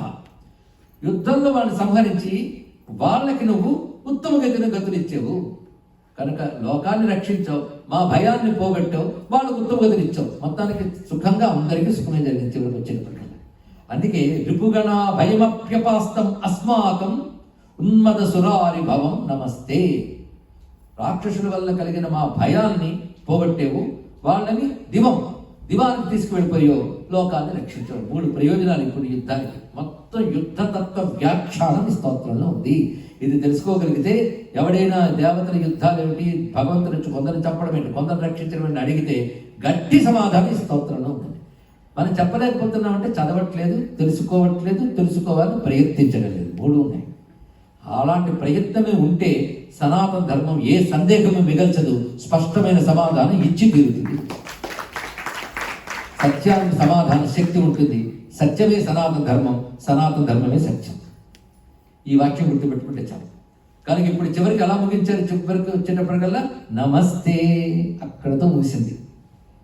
నీతాదివం రిపుగణ భయమప్యపాస్తమస్మాకమున్మది సురానుభవం నమస్తే. నమస్తే అనగానే ఇంకా వాళ్ళు కోరుకుంటున్నారు, అమ్మ అలా ఆయుధాలతో ఎదురుగా కనబడుతుంది, ఆయుధాలు అలాగే ఉంచుతారు, ఆయుధాలకు నమస్కారం తీసి అవి అలా ఉంచు. ఆ ఆయుధాలతో మమ్మల్ని రక్షించగలుగుతున్నారు. కవచ మంత్రాలండి. చండీపారాయణ చేసేటప్పుడు ఇప్పుడు చెప్పబోయే శ్లోకములు న్యాసంలో వాడతారు. ఇవి కవచ మంత్రాలు. ఇవి పారాయణ, హోమం, మంత్రం, తంత్రం ఉన్న వాళ్ళు చేసుకోలేండి. కేవలం భక్తున్న వాళ్ళు అమాయకంగా ఈ శ్లోకాలు చదువుకున్నా చాలు. ఇక్కడ శూలేన పాహి నో దేవి పాహి ఖడ్గేన చాంబికే ఘంటాస్వనేన నపాహి చాపచ్యానిస్వనేన చ ప్రాచ్యాం రక్ష ప్రతిచ్యాంచ చండికే రక్ష దక్షిణి బ్రాహ్మణేనాత్మశూలస్య ఉత్తరస్యాం తథేశ్వరి. అమాని శూలంతో నన్ను రక్షించు. ఆయుధాలుగా ప్రార్థించాలండి. శూలేన పాహి, నీ శూలంతో రక్షించు. పాహి ఖడ్గేన చాంబికే, నీ ఖడ్గంతో రక్షించు. ఘంటాస్వనేన నపాహి, నీ చేతులు గంట మోగిస్తుంటావే, చేతులు పట్టుకున్నావు, ఆ ఘంటా ధ్వనితో నన్ను రక్షించు. మరో ధ్వని ఉందమ్మా, చాపచ్యానిస్వనేన చ, ఆ వింటినారి మీటుతావే, ఆ చప్పుడుతో నన్ను ప్రార్థించు. ఈ శ్లోకంలో ఉన్న అద్భుతం చూడండి. మొదలు చెప్పినది శూలము, ఖడ్గము. ఇంత కొద్ది కాలం క్రితం వర్ణించినప్పుడు ఖడ్గ ప్రభానికర అక్కడ వచ్చి చూసారా, ఆ కత్తి జడిపింపుల్లో వచ్చే మెరుపులు, ఆ శూలాన్ని ప్రయోగించేటప్పుడు వచ్చే కాంతులు అన్నారే, కనుక పైన శూలేన ఖడ్గేన అన్నప్పుడు కాంతులు చెప్పారు, లైట్. రెండవ దానిలో ధ్వని మాత్రమే చెప్తున్నాడు ఇక్కడ. అంటే గంట, వింటినారు వీటిని వచ్చిన చప్పుడు, అంటే వెలుగు ధ్వని. ఈ వెలుగు ధ్వనులే ప్రపంచానికి ముఖ్యం. కాంతి శబ్దం, కాంతి రూపము, శబ్దము నామము. ఈ నామరూపము నీ చేతి నుంచి ప్రయోగించబడుతున్నటువంటివే. ఆ రెండిటితో నన్ను కాపాడు అంటే ఈ జగత్తులో ఏ నామరూపాలు నేను చూస్తున్నానో అవి నీ చేతివి అనేటువంటి ఎరుక కలిగితే నీ చైతాయుధం మమ్మల్ని ఎప్పుడు రక్షించినట్లు ఈ నామరూపాత్మైన జగత్తు మమ్మల్ని రక్షించుగాక. ఈ వెలుగులు శబ్దాలు నన్ను రక్షించుగాక. శబ్దాలు అంటే నువ్వు వినే రకరకాల శాస్త్రాలు ఎక్కువ వింటే పాడైపోతావు, అది కూడా బాగుంది. ఎందుకంటే చదవకముందు ఒక్క అజ్ఞానం ఉంటుంది, చదివితే 1000 అజ్ఞానాలు పెరుగుతాయి. అందుకే వేవి చదవకముందు ఒక్క డౌట్ ఉండేదండి, చదివితే 100 డౌట్లు పుట్టాయి అంటాడు. ఏం చేస్తాం? అందుకే శాస్త్రం ఏం చెప్తుందని ఎక్కువ చదవకుంటుంది, అసలు చదవకపోతే పాడైపోతావు అని చెప్తుంది. చాలా చికాకండి, అంటే చికాకు లోకంలో మనం చూస్తున్నాం. అందుకే చదువుకోమన్నారు చెప్పి ఒక విషవృక్షం తెచ్చుకొని, ఒక విషభాండం తెచ్చుకుని చదువుకుంటారండి. చదవమన్నారు నాస్తిక గ్రంథాలు, అధర్మ గ్రంథాలు చదువుకుంటే మంచి వాళ్ళు చదివేయండి, రాక్షసుడు ఏం లాభం ఇక్కడ. అందుకే వాటికి చెప్తున్నారు. అదే చెవి గురువు నుంచి వచ్చిన రాక్షసులు ఆయన గొప్ప మాట చెప్పాడు. అనేకం శ్రవణం చేయడం వల్ల, వాటిని ప్రేరేపించిన కర్మలు చేయడం వల్ల సంసారంలో పడిపోవడమే మధుకైట లక్షణము. అది చెవులు గురువు నుంచి పుట్టడం అంటే ఇది అర్థం అని చెప్పారు. ఇక్కడ తెలుసుకోవాలి. అది శబ్దాలతో రక్షించు, కాంతులతో రక్షించు.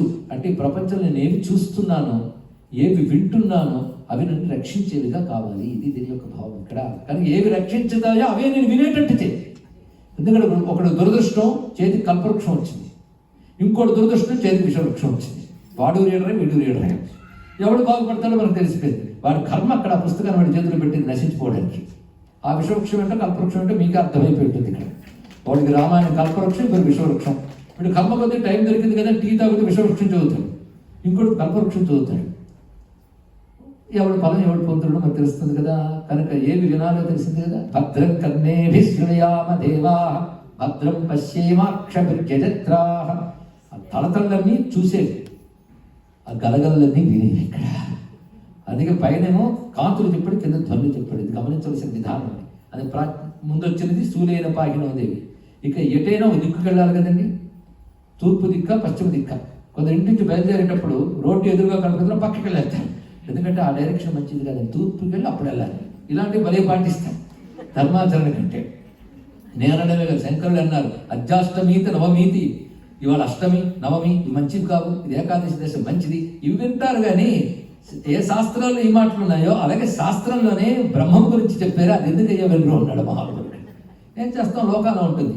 కనుక ఏ దిక్కైతే ఏమిటయ్యా అన్ని దిక్కుల్లో అమ్మరక్షుడాన్ని కోరుకో. ప్రాచ్యాం రక్ష ప్రతీచ్యాంచ చండికే రక్ష దక్షిణే బ్రాహ్మణేనాత్మశూలస్య ఉత్తరస్యాం తథా ఈశ్వరి. అమ్మ నన్ను నువ్వు ప్రాచీ దిక్కులో రక్షించు, అంటే తూర్పు దిక్కును రక్షించు. ఇది కవచం వంటిదండి. ఈ భావం తెలిసి అమ్మవారికి నమస్కరిస్తే నిర్భయంగా బతికేస్తాను. ప్రాచ్యాం రక్ష, నన్ను తూర్పు దిక్కులో రక్షించు. ప్రతీచ్యాంచ, పడమటి దిక్కులో రక్షించు. హే చండికే రక్ష దక్షిణే, దక్షిణ దిక్కులో రక్షించు. మరి ఉత్తర దిక్కులో కూడా రక్షించు. అంటే ఎన్ని దిక్కులు? 4 దిక్కులు రక్షించాలి. ఏ దిక్కుకి వెళ్తే ఆ దిక్కుకి వెళ్తుంది అమ్మవారు. అన్ని చోట్ల ఉంది ఆవిడ. అయితే ఇక్కడ గొప్ప మాట అన్నాడు కవిత్వంలో. బ్రాహ్మణేన ఆత్మశూలస్య. ఆవిడ శూలం పట్టి గిర్రెలు తిప్పుతుంది చేత్తో. ఆ దృశ్యం ఊహించుకోవాలని ఇక్కడ. ఆ గిర్రెల శూలం తిప్పడంతో చక్రం తిరిగినట్టు తిరుగుతుంది శూలం. శూలం తిరుగుతున్నప్పుడు అన్ని దిక్కుల్లో తిరుగుతుంది కదా. కనుక నీ చేతితో పట్టి అన్ని దిక్కుల్లో తిప్పుతున్న శూలంతో నన్ను అన్ని దిక్కుల్లో రక్షించవద్దు అని అంటున్నారు. భావం అంత గొప్పగా ఉంటుంది ఇక్కడ. బ్రాహ్మణేన ఆత్మశూలస్య ఉత్తరస్యాం తథేశ్వరి. అయితే నువ్వు సౌమ్యమా ఘోరమా? 2 నువ్వే తల్లి. నాకు అది అలవాటు కావాలి. లోకంలో ఘోరం అంటే బాధ కలిగించేది, సౌమ్యం అంటే ఆనందం కలిగించేది. ఈ 2 ఉంటాయి లోకంలో. ఏం చేస్తాం? ఈ సౌమ్య ఘోర రూపాల్లో కూడా శక్తి ఉంది. ఎందుకంటే ఏడిపించే శక్తి ఘోరం అనుకుంది, ఆనందింపజేసే శక్తి సౌమ్య అనుకున్నది. 2 శక్తేగా. కర్మ కొద్దీ ఈ 2 అమ్మ ప్రయోగిస్తున్నారు. కానీ ఈ 2 రూపాలతో నన్ను అనుగ్రహించు. ఇది చాలా బాగున్నది. అంతేగాని అమ్మ ఘోర రూపాలన్నీ కూడా విత్డ్రా చేసేసి నువ్వు కేవలం సౌమ్య రూపంతో కనబడమ్మా అని కాదు. సౌమ్యము ఘోరము కూడా నువ్వే అని తెలుసుకోగలిగి తెలివిస్తే 2 మా అమ్మ అన్నప్పుడు 2తోనూ గౌరవిస్తుంది. అమ్మ కోపగించుకొని చూసినా కొడుకు క్షేమమే, అమ్మ నవ్వుతూ చూసినా కొడుకు క్షేమమే. కనుక నీ సౌమ్య రూప ఘోర రూపములు ఉభయములు కూడా మమ్మల్ని ఈ లోకాన్ని రక్షించుగాక. అందుకు వాళ్ళు దేవతలు అయ్యారు. ఈ రాక్షసులు తపస్సులు చేశారు. ఏం కోరుకున్నారు? మేము బాగుపడాలి, మా వాళ్ళు ఇతరులు పోవాలి. దేవతలు ఏమంటున్నారు? మేము బాగుపడాలి, లోకం బాగుండాలి. మేము ఎలా బాగుంటామో లోకం అలా బాగుండాలి. లోకం ఎలా బాగుంటుందో మేము అలా బాగుంటాం అని అడిగేది కనుకనే దేవతల కోసం అమ్మవారు వచ్చారు. దేవకార్య సముజ్జత అంటే ఇది అర్థం అండి. లోకక్షేమం కోరేవాడే దైవీ ప్రకృతి కలవాడు. అలాంటి వారి కోసం అమ్మవారు వస్తారు. కానీ అమ్మవారు ప్రత్యక్షం కావాలంటే మన అభివృద్ధి చెందవలసింది ఏమిటి? దైవీ ప్రకృతి. ఆ దేవతల కోసం కావాలంటే ఇలా యుద్ధం కూడా చేస్తుంది ఆ తల్లి. అది సౌమ్యాని యాని రూపాని త్రైలోక్యే విచరంతితే యాని జాత్యంత ఘోరాని తైరక్షాస్మాంస్తథాభువం. ఏ సౌమ్య రూపం లోకంలో ఉన్నాయో, అలాగే అత్యంత ఘోరమైన ఏ రూపంలో ఉన్నాయో, ఆ రెండింటితో నువ్వు మమ్మల్ని భువనాన్ని రక్షించు తల్లి అని ప్రార్థన చేశారు. అని అమ్మ మరొకసారి ఆయుధాలంటికి నమస్కారం. అందుకే రుద్ర నమ్మకం వేదంలో ఎలాంటిదో పురాణాల్లో దేవి మహాత్మ్యం చండీ సప్తశతి అంతటి. అందుకే ఈ 2 యాగాలు వ్యక్తి క్షేమం కోసం, లోకక్షేమం కోసం జరపడం అనేటువంటి పెద్దల విధానంగా ఏర్పాటు చేశారు. అక్కడ పుంలింగంలో చెప్పబడ్డ శక్తి ఏదో ఇక్కడ స్త్రీలింగంలో అదే చెప్పబడుతుంది. 2 ఒకే పరమేశ్వర తత్వములు. అందుకే ఆయుధాలను ఒకసారి నమస్కారం చేసుకోవాలి. ఖడ్గశూల గదాదీని యాని శాస్త్రాన్ని తెంపికే కరపల్లవ సంగీని తైరస్మా రక్ష సర్వతః. ఇది ఆఖరి శ్లోకం ఈ స్తోత్రాలు. ఖడ్గ శూల గద ఆది. నేను ఒక్కరోజు చెప్పుకున్నట్టున్నాం. దేవతలు 2 రకాల ఆయుధాలు ఇచ్చారు. అవన్నీ పట్టుకున్నాడు బయలుదేరింది ఇక్కడ. ఆదిని మొదలైన ఖడ్గ శూల గద మొదలైన అస్త్రములు ఏవైతే నీకు దగ్గర ఉన్నాయో వాటితో రక్ష సర్వతః, అన్ని వైపుల నుంచి మమ్మల్ని రక్షించు. ఇప్పుడు ప్రతి వారికి వినగానే శూలైన పాకి నుంచి ఇప్పటి వరకు రోజు చదువుకోవాలనిపించింది కదా, తప్పకుండా చదువుకోండి. మీకు మీ కుటుంబాలకు తప్పకుండా రక్షణ లభిస్తుంది. ముందు అది కావాలి. నేను చెప్పిన మన వాళ్ళు బాగుండాలి, మనం బాగుండాలి. ముందు అది కావాలి. క్రమంగా జ్ఞానం మోక్షం కూడా కావాలి. ఏదైనా ఇవ్వగలిగే తల్లి దొరికింది కదా మనకేం పర్వాలేదు. పై ఇక్కడ చెప్పేటప్పుడు అందం పరిశీలించాలి. ఖడ్గము శూలము గద ఏమున్నాయో వాటితో రక్షించని చెప్పడమే కాకుండా ఏ ఆయుధములు ఈ చిగుళ్ళ వంటి చేతుల్లో ఉన్నాయో వాటితో అందమంతా చిగుళ్ళు అన్న మాటతో వచ్చింది. కర పల్లవ సంఖ్య. ఆ చిగుళ్ళ వంటి చేతులతో పట్టుకున్న ఆయుధాలు. ఈ చెప్పడంలో కాఠిన్యం ఆయుధాలకు ఉంది, కానీ నువ్వు సుకుమారి తల్లి. అందుకే చేతులు మెత్తగా ఉన్నాయి, మెత్తని చేతులు. అది అమ్మవారి యొక్క మృదు స్వభావాన్ని తెలియజేస్తుంది. ఆయుధాలు కఠినంగా కనబడుతున్నాయి. ఎందుకంటే రక్షించడానికి ఆయుధం గట్టిగా ఉండాలి. అతను బాడీ గార్డ్ ఎదురు పెట్టుకున్నాక గన్ పెట్టుకున్నా కానీ పనిచేది ఏంటంటే మనకు భయం లేదు. వాడు ఆయుధాలు పనిచేసే సమర్థంగా ఉండాలి. వాడికి తన యజమాని కాపాడుకోవాలి అనేటువంటి ప్రేమ ఉండాలి. ఆ ప్రేమ ఉంటేనే గట్టిగా ప్రయోగించగలుగుతున్నాడు. అమ్మవారి యొక్క కరుణాతత్వం అంతా కూడా మెత్తని చేతులుండలో చూపించేస్తారు. ఇక్కడ ఆయుధంలో కాఠిన్యం, పట్టుకున్న చేతులు మెత్తదనం. కానీ మెత్తని చేతితో ఆయుధం డీల్ చేస్తూ చేతి మెత్తదనం పోకుండా ఉండగలిగేటట్టు గొప్పతనం ఆ తల్లికి తెలిసింది ఇక్కడ. ఎందుకంటే 4 మార్లు ఆయుధం చెప్తే చేతులు గడ్డగట్టి దానికి కాయలు వేస్తాయి. కానీ అమ్మ ఏమీ చదువుకోలేదు, ఆయుధాలు పడుతున్నా. అదే లీల. అటువంటి తల్లికి నమస్కారం అని దేవతలందరూ కూడా నందనవనంలో వచ్చిన కుసుమాలతో అమ్మవారిని పూజించారు. నందనోద్భవై కుసుమై అర్చిత. అలా పూజించి ఆ తల్లిని గంధము మొదలైన వాటితో దివ్యమైన ధూపములతో దీపములతో నమస్కరించి భక్తితో నమస్కరించి నిలబడ్డారు. అప్పుడు ఆ తల్లి అంటుంది, వ్రీతాం త్రిదశా సర్వే యదస్మత్తో వివాంఛితం. మీకేం కోరుకున్నారో అడగండి, అన్ని తీర్చేసి అడుగుతుంది. అప్పుడు అంటున్నారు, అమ్మా నువ్వు చేసిన దానివల్ల తీర్చుకోవాల్సింది మిగలలేదు. నకించిది అవశిష్యతే. ఇది తీరలేదని చెప్పడానికి కంప్లైంట్ లేదు, అన్ని సంపూర్ణం చేసేస్తాం. ఇది తెలియాలి అక్కడ. అన్ని సంపూర్ణం చేయడం ఇది. అంటే ప్రస్తుతం మనం చూసాం, అన్ని కష్టాలు అమ్మకి ఇచ్చేసింది. అది అమ్మ వరం ఇస్తా అని అడిగినప్పుడు ఎన్ని ఇచ్చిందో తెలుసుకుంటే చాలా అనాలండి ఇక్కడ. అలా అంటే అమ్మ మురిసిపోతుంది కూడా. అలా అన్నారు. అయితే ఒక్కటమ్మా, ఇప్పుడు మా శత్రుబాధ లేదు, లోకకంటకం లేరు కనుక మేము లోకక్షేమం చక్కగా నువ్వు ఇచ్చిన శక్తితో చేస్తాం. అయితే మరొక్క కోరుకున్నదమ్మా, అదేమిటంటే మేము ఎప్పుడు స్మరిస్తే అప్పుడు నువ్వు మమ్మల్ని అనుగ్రహించాలి. సంస్మృత సంస్మృత త్వన్నో హింసేత్థ పరమాపద. నిన్ను స్మరిస్తూ స్మరిస్తూ ఉన్నప్పుడు 2 మార్లు స్మరిస్తూ అన్నారు. నిన్ను సంస్మృత చక్కగా స్మరించినప్పుడు మా ఆపదలు తొలగాక. ప్రస్తుతం చూస్తే ఆపద లేదు, కానీ జీవితం ఏమిటో మనకు తెలియదు, ఎన్నున్నాయో. కనుక మేము ఒకటే చేస్తాం, నిరంతరం స్మరిస్తూ ఉంటాం, ఆపదను నువ్వు తొలగించు. ఎంతకంటే ప్రార్థించవలసింది ఏముందమ్మా? కనుక స్మరిస్తూ ఉండడం చెప్పడంలో 2 మార్లు చెప్పడం ఏంటంటే నిరంతరము, మాటికి అని అర్థంలో చెప్తాను. ఇక్కడ మాటికి స్మరించడం వల్ల మా ఆపదలు పోగొట్టు. మరొక కోరుకుందమ్మా ఏంటంటే, మేము ఇప్పుడు చేసిన స్తోత్రము ఏ మానవుడు చదువుతాడో వాడికి తస్య విత్తర్ది విభవై ధనదానాది సంపద బుద్ధయస్మత్ ప్రసన్నత్వం భవేతా సర్వదా అంబికే. ఈ స్తోత్రాన్ని ఏ మానవుడు చదువుతారో యశ్చ మర్త్యః స్తవేరే విశ్వాం స్తోష్యత్యవలాననే, ఏ మానవుడు ఈ స్తోత్రంతో నిన్ను స్తోత్రిస్తాడో వాడికి సంపద, సమృద్ధి, వైభవము, అలాగే దారాపుత్రాదులు లభింతులుగాక. ఇది కోరుకున్నారు. అది దేవతల గొప్పతనం అండి. అంటే వాళ్ళు చేసిన శబ్దము కూడా వాళ్ళ ప్రయోజనం నెరవేర్చడమే కాకుండా తర్వాత కూడా లభించాలి అని కోరుకున్నారు. ద్రష్ట అయిన వ్యాసులు వారు అవి విని మన కోసం గ్రంథ రూపంలో ఇచ్చారు. అవి మనకి లభించే దేవత స్తోత్రం. ఆయనంత దయామయుడు. అందరికి క్షేమం కోసం వాళ్ళు స్తోత్రం చేస్తే గాలిలో కలిసిపోతే ఎలాగా? అలా గాలిలో దివ్య శబ్దాలు కలిసిపోతాయి. వాటిని తపశ్శక్తి చేత వికసించిన ఇంద్రియంతో వింటారు ఋషులు, అందుకే మంత్ర ద్రష్టలు. అలా కలిసిపోయిన శబ్దాల్లో ఏ దివ్య శబ్దాలు మానవ జాతిని బాగు చేస్తాయో అవి తీసుకొచ్చి ఇస్తారు. అవి మంత్రములు. అలాగా దేవతలు చేసిన దివ్య శబ్దాన్ని వ్యాసుడు తపశ్శక్తితో గ్రహించి మనకి మార్కండేయ పురాణంలో దేవి మహాత్మ్యంలో అందించాడు. కనుక ఆ వ్యాసుడు వారికి నమస్కారం చేసుకున్నాం. అమ్మ సంకల్పం వల్ల ఇవి జరుగుతుంటాయి. ఇటువంటి భవ్యమైన స్తోత్రాన్ని ఏదో క్లుప్తంగా చెప్పుకుందాం అనుకుంటూ విస్తారంగా అయిపోయింది. ఏం చేస్తాం? ఇది ప్రకాశితాదేవే జగతోర్థే ధరాత్మన తథేత్వ భద్రకాళి బభూవ అంతర్హితానుప. ఇలా చెప్పి ఆ భద్రకాళి అంతర్ధానం అయిపోయింది. అమ్మవారి పేర్లు ఎన్నుంటాయో వెతికితే చండికే, దేవి, ఎన్నో పేర్లు వచ్చాయి. జగద్ధాత్రి వచ్చింది. ఇప్పుడు భద్రకాళి. కాళి అంటే కాలస్వరూపం. కలయతి నియతి ఇది కాలహ. కాలం అనే మాటకు అర్థం పరిణామం కలిగించున్నది. కాళి అంటే పరిణామ ప్రదాయిని, ఇది అర్థం. ముందు కాళి అంటే భయపడిపోతాం. ఇంకా మన ధర్మంపై బురద జల్లాలనుకున్న వారు కాళీ రూపాన్ని భయంకరంగా నోటుకొచ్చినట్లు ఏది తోస్తే అది రాయడం. మన పిల్లలకి ఎలాగ మన సంస్కృతికి తెలియదు, గౌరవం లేదు. 2 దుర్లక్షణాలు. వాళ్ళ బుర్రలు పాడు చేస్తారు. ఆ కాళీ రూపం చూడు, అంత భయంకరంగా నల్లగా ఎర్రగా నాలుగు పెట్టుకుని ఉంటుంది.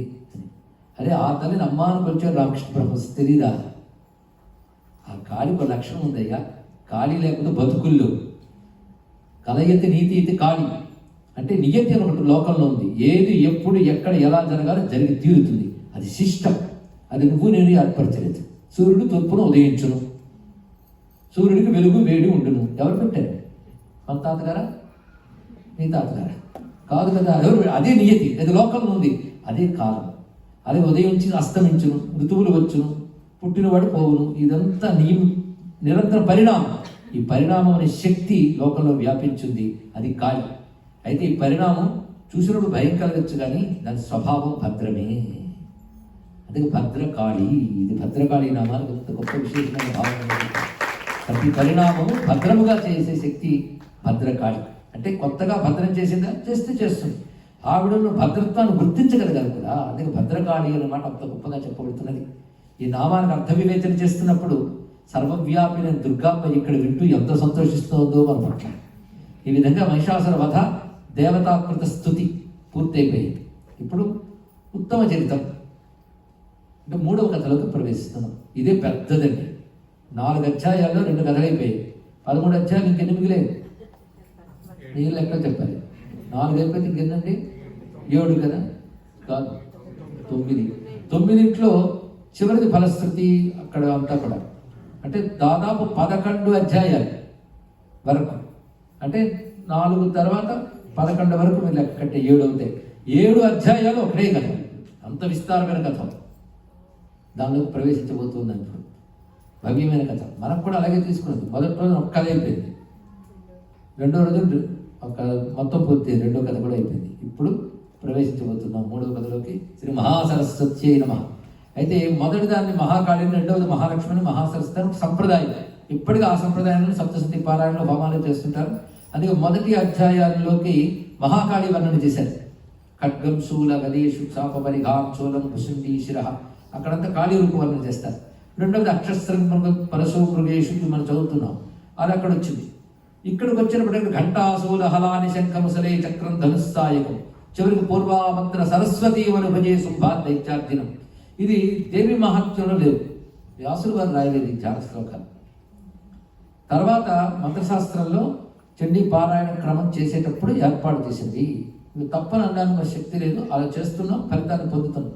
కానీ ఆవిడ కాళీ, ఈవిడ లక్ష్మి, ఈవిడ సరస్వతి అనే విభాగం కాకుండా మన దృష్టి ఎలా ఉండాలంటే ఆ స్వరూపము ఈ స్వరూపము ఇప్పుడు చెప్పుకుంటున్న మూడు కూడా దేనికదే మహాకాళి, మహాలక్ష్మి, మహాసరస్వతి స్వరూపము ఎరుక కలిగి ఉండాలి. అది కలుపుకొని దుర్గ, అది దుర్గ ఇది దుర్గ, ఇది మూడు కలిపి దుర్గని కాదు, దేనికదే దుర్గ. ఇది చూడవలసిన దృక్కోణం. అసలు ఉపాసనా పరంగా చేసే విభాగానికి దానికి తప్పకుండా మర్యాద చేద్దాం, కానీ మనం తెలుసుకోవలసిన ధ్యానం ఇది ఇక్కడ. ఇప్పుడు సరస్వతి, ఈ తల్లి కథ వస్తున్నది. పురా శుంభని శుంభాభ్యాం. ఇప్పుడు రాక్షసు పేర్లు మారే, పళ్ళు మాత్రమే. శుంభని శుంభులని ఇద్దరు రాక్షసులు, ఇక్కడ వచ్చిన జంటలు, మాత్రం మదికెట్టుకులాగే వీళ్ళిద్దరు. ఎక్కడ రెండు వచ్చినా ఎలా చూడాలో ఒక సూచన ఇచ్చేసారు, రజోగుణం తమోగుణం. అవే ఒక్కొక్కసారి విన్యాసం అండి. ఇలా మహిషాసులు కథ అయిపోగానే వెంటనే శుంభని శుంభులు రాలేదు, చాలా గ్యాప్ వచ్చింది. మనకు ఆ కథలు చెప్తే ఇటువంటి తీసుకొచ్చారు, కానీ వెంటనే వస్తే అంత అమ్మవారి యుద్ధం ఏమవ్వాలి. కాలం గడుస్తున్న కొద్దీ చాలా కాలం తర్వాత మరొక యుగంలో కావచ్చు, మరొక సమయంలో మన్వంతరంలో కావచ్చు ఈ కథ జరిగింది. శుంభని శుంభులని ఇద్దరు రాక్షసులు ఉన్నారు. వీరు ధనుజులు, అంటే ధనువు యొక్క సంతానం అన్నారు. ధను, దైత్య ఇత్యాది పేర్లు ఉంటాయి రాక్షసులు. అంటే ఎవరి ధనుజునాలో ఎవరి దైత్యులనో తెలియాలి ఇక్కడ. వీళ్ళు అప్పటి వల్లనే తపోబలం చేత, రాక్షస బలం చేత దేవతలందరూ నిర్వీర్యం చేసి వీళ్ళ యుద్ధం ఎలా ఉన్నదంటే డైరెక్ట్ దండయాత్రలా కాకుండా వాళ్ళని దెబ్బ కొట్టి యజ్ఞభాగములని వాళ్ళు తీసుకున్నారు. ఎందుకంటే యజ్ఞములు యొక్క ఆహుతులు దేవతలకు వెళితే దేవతల వల్ల లోకానికి క్షేమం, అవి దేవతలకు అందకుండా వీళ్ళు ఆగేసుకోవడం అని చూసుకున్నారు. కానీ యజ్ఞముల యొక్క భాగమని త్రైలోక్యం యజ్ఞభాగశ్చ మృత మదబలాశ్రయ, మదబలం చేత వాళ్ళని తీసుకున్నారు. ఎప్పుడైతే యజ్ఞభాగం స్వీకరించారో వాళ్ళే సూర్యుల్లా ఇంద్రుల్లా మెయింటైన్ అవుతున్నారు. అంతకుముందు అమ్మవారి చేత నియమింపబడ్డ సూర్యచంద్రులు ఉన్నారే, వాళ్ళకి సిస్టమ్ తెలుసు, లోకక్షేమం ఉంది. వీళ్ళేం చేశారు, వాళ్ళ ఇష్టానుసారం ప్రపంచాన్ని నడవడం మొదలుపెట్టారు. దాన్ని బట్టి లోకగతికి ఆటంకం ఏర్పడింది. ఇది పరిస్థితి ఏర్పడింది. ఆ సమయంలో దేవతలందరూ కలిసి భ్రష్టరాజ్యా పరాజితా, అధికారములు కోల్పోయిన వారి వృతాధికార స్త్రిదశా తాభ్యాం సర్వే నిరాకృతా. ఆ ఇద్దరు రాక్షసుల చేత ఓడింపబడినటువంటి దేవతలందరూ కూడాను ఏం చేయాలని ఆలోచించి ఇదివరకటి మాటలను అనుసరించి అమ్మవారిని స్తుతించడానికై హిమవత్పర్వతానికి చేరుకున్నారు. దేవతల్ని ఎక్కడ ఆరాధించిన పలుకుతారు, కానీ దివ్యధామముల నుంచి ఆరాధన చేస్తే దేవతలతో అనుసంధానం తొందరగా ఏర్పడుతుంది. ఒకరిని ఎక్కడి నుంచో పిలవడం వేరు, దగ్గరికి వచ్చి పిలవడం వేరు కదా. కానీ దేవతల కనెక్షన్ ఇవ్వడానికి కొన్ని ఉంటాయి, కొన్ని చోట్లు. అలాంటివి క్షేత్రములు, తీర్థములు చెప్పబడతాయి. ఎందుకు క్షేత్రాలు, తీర్థాలంటే అక్కడి నుంచి కనెక్టివిటీ బాగుంటుంది, అంతే కదా. మనం ఫోన్ పడుతూ తిరుగుతున్నా ఇక్కడ కనెక్టివిటీ బాగుంటుంది అంటాం, ఏరియా దగ్గరికి మరో ఏరియా కనెక్టివిటీ బాగుందని అంటాం. అంటే అక్కడ శాటిలైట్ నుంచి వచ్చేవాటిని అందుకోవడానికి ఇక్కడ ఒక విధంగా ఉండాలన్నమాట. ఆ శాటిలైట్ అన్నీ వస్తున్నప్పటికీ ఆ చోటు బట్టి ఒకటి ఉంటుంది. అలాగే భగవద్శక్తి సర్వత్రా ఉన్నప్పటికీ భగవంతుని పట్టుకోగలిగేటటువంటి పాయింట్స్ కొన్ని ఉంటాయి, ఆ వైబ్రేషన్స్. అలాంటి పాయింట్లు ఉన్న దేశం భారతదేశం. ఆ క్షేత్రాలు భారతీయ క్షేత్రాలు చెప్తాను. అది చూడడానికి ఎలా కనబడినప్పటికీ కూడా అక్కడ శక్తి ఉంటుంది. అది జీవితంలో తరచు కొంతకాలమైన క్షేత్రాలు కూడా సాధన చేయాలి. దేవతలే వచ్చారు. అంటే దేవతలు స్వర్గలోకంలో ఉన్నా బాగుపడాలంటే భూమి మీదకే రావాలి, భారతదేశానికే రావాలి. అది ఆ దేశం యొక్క గొప్పతనం. అందుకే వాళ్ళు ఎక్కడికి వచ్చారు, ఎందుకంటే భోగభూములు కానీ యాగభూములు, యోగ భూములు కావు. అందుకే వాళ్ళు ఇక్కడ దిగొచ్చారు. ఇది కృత్వా మతిం దేవాః హిమవంతం నగేశ్వరం జగ్ముస్తత్ర తతో దేవీం విష్ణుమాయా ప్రతుష్టుః. దేవీం విష్ణుమాయాం, ఆ దేవి అయిన విష్ణుమాయను స్తోత్రం చేస్తున్నారు. ఇలా ఇప్పుడే ఒక స్తోత్రం పూర్తి చేసుకుని అమ్మాయి అనుకుంటూ ఉంటే వెంటనే 5వ అధ్యాయంలో స్తోత్రం ప్రారంభమైపోతుంది. ఇక్కడ దీన్ని అపరాజితాస్తవము అంటారు. ఇక్కడ ఒక్కొక్క దానికి అపరాజితాస్తవం ఇక్కడ విశేషమైనటువంటిది.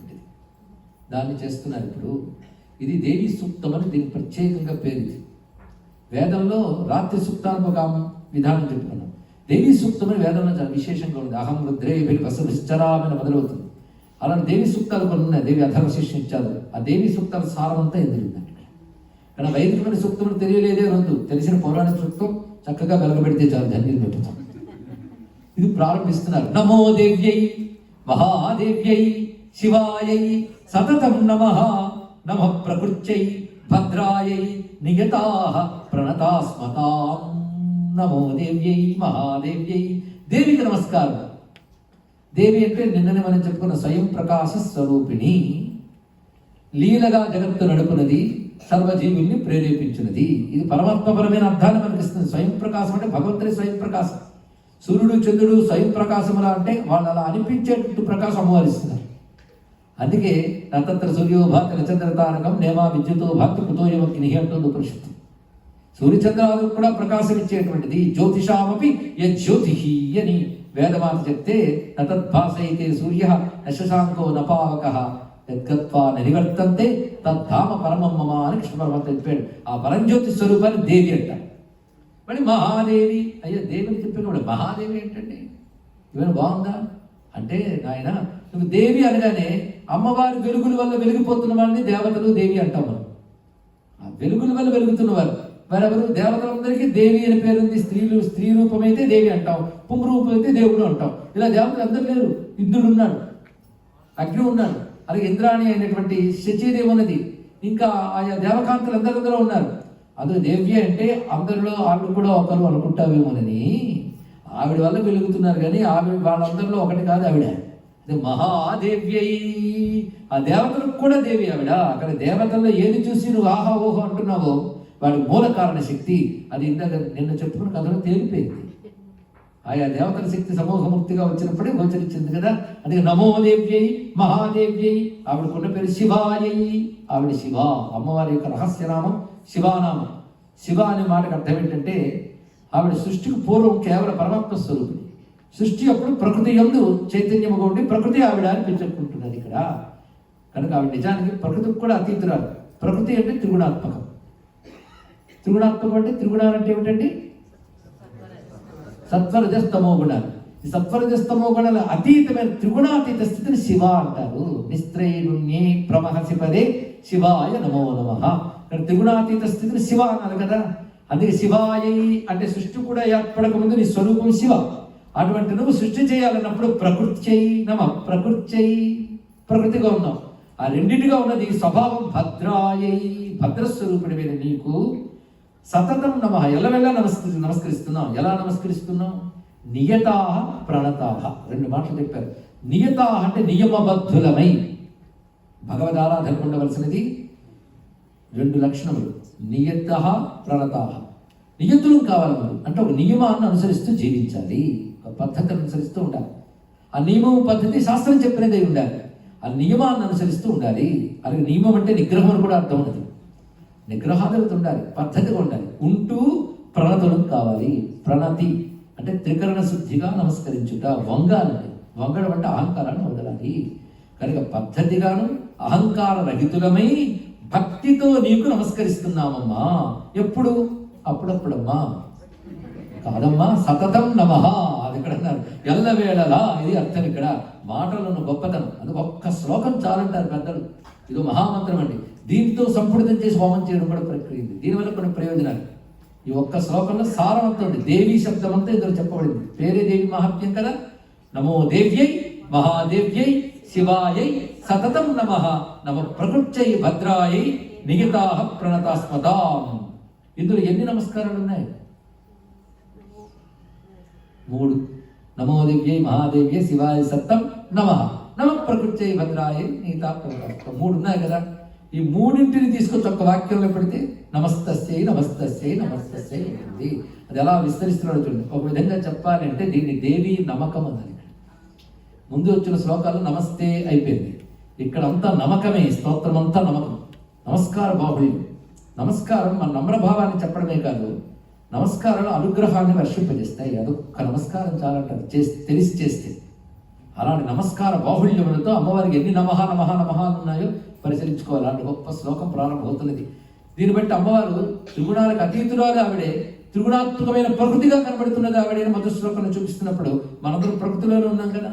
ప్రకృతిలో ఉన్న మన యందు మన సుకృతం బట్టి ఒక్కొక్కరిలో రకరకాల శక్తులుగా అమ్మ కనబడుతుంది. ఆ శక్తులు లేకపోతే బ్రతుకు లేదు. ఇవాళ వచ్చి కూర్చుని మఠం వేయగలిగామంటే కాలు మడత పెట్టే శక్తి, నడిపే శక్తి ఒకటి ఉన్నది. అది కూర్చున్న వాళ్ళకి నిల్చున్న వాళ్ళకి ఎందుకు నమస్కారం అంటే, కూర్చున్న వాళ్ళలో నిల్చున్న వాళ్ళలో నిల్చునేటట్టున్న ఈశ్వర శక్తికి నమస్కారం. నమస్తిష్టభ్యో రామభ్యో చదువుతున్నాం కదా రుద్రంలో. అది చూస్తే కూర్చున్న వాళ్ళకి నిల్చున్న వాళ్ళకి ప్రవచనం మధ్యలో వెళ్ళిపోతున్న వాళ్ళకి అందరికీ నమస్కారం అన్నాడు. మరి ధావభ్యో పరిగెత్తే వాళ్ళకి వాళ్ళు రుద్రుడు ఉన్నాడు అంతే. నీ కర్మ కొద్దీ ఆ రూపంలో కనబడ్డాడు.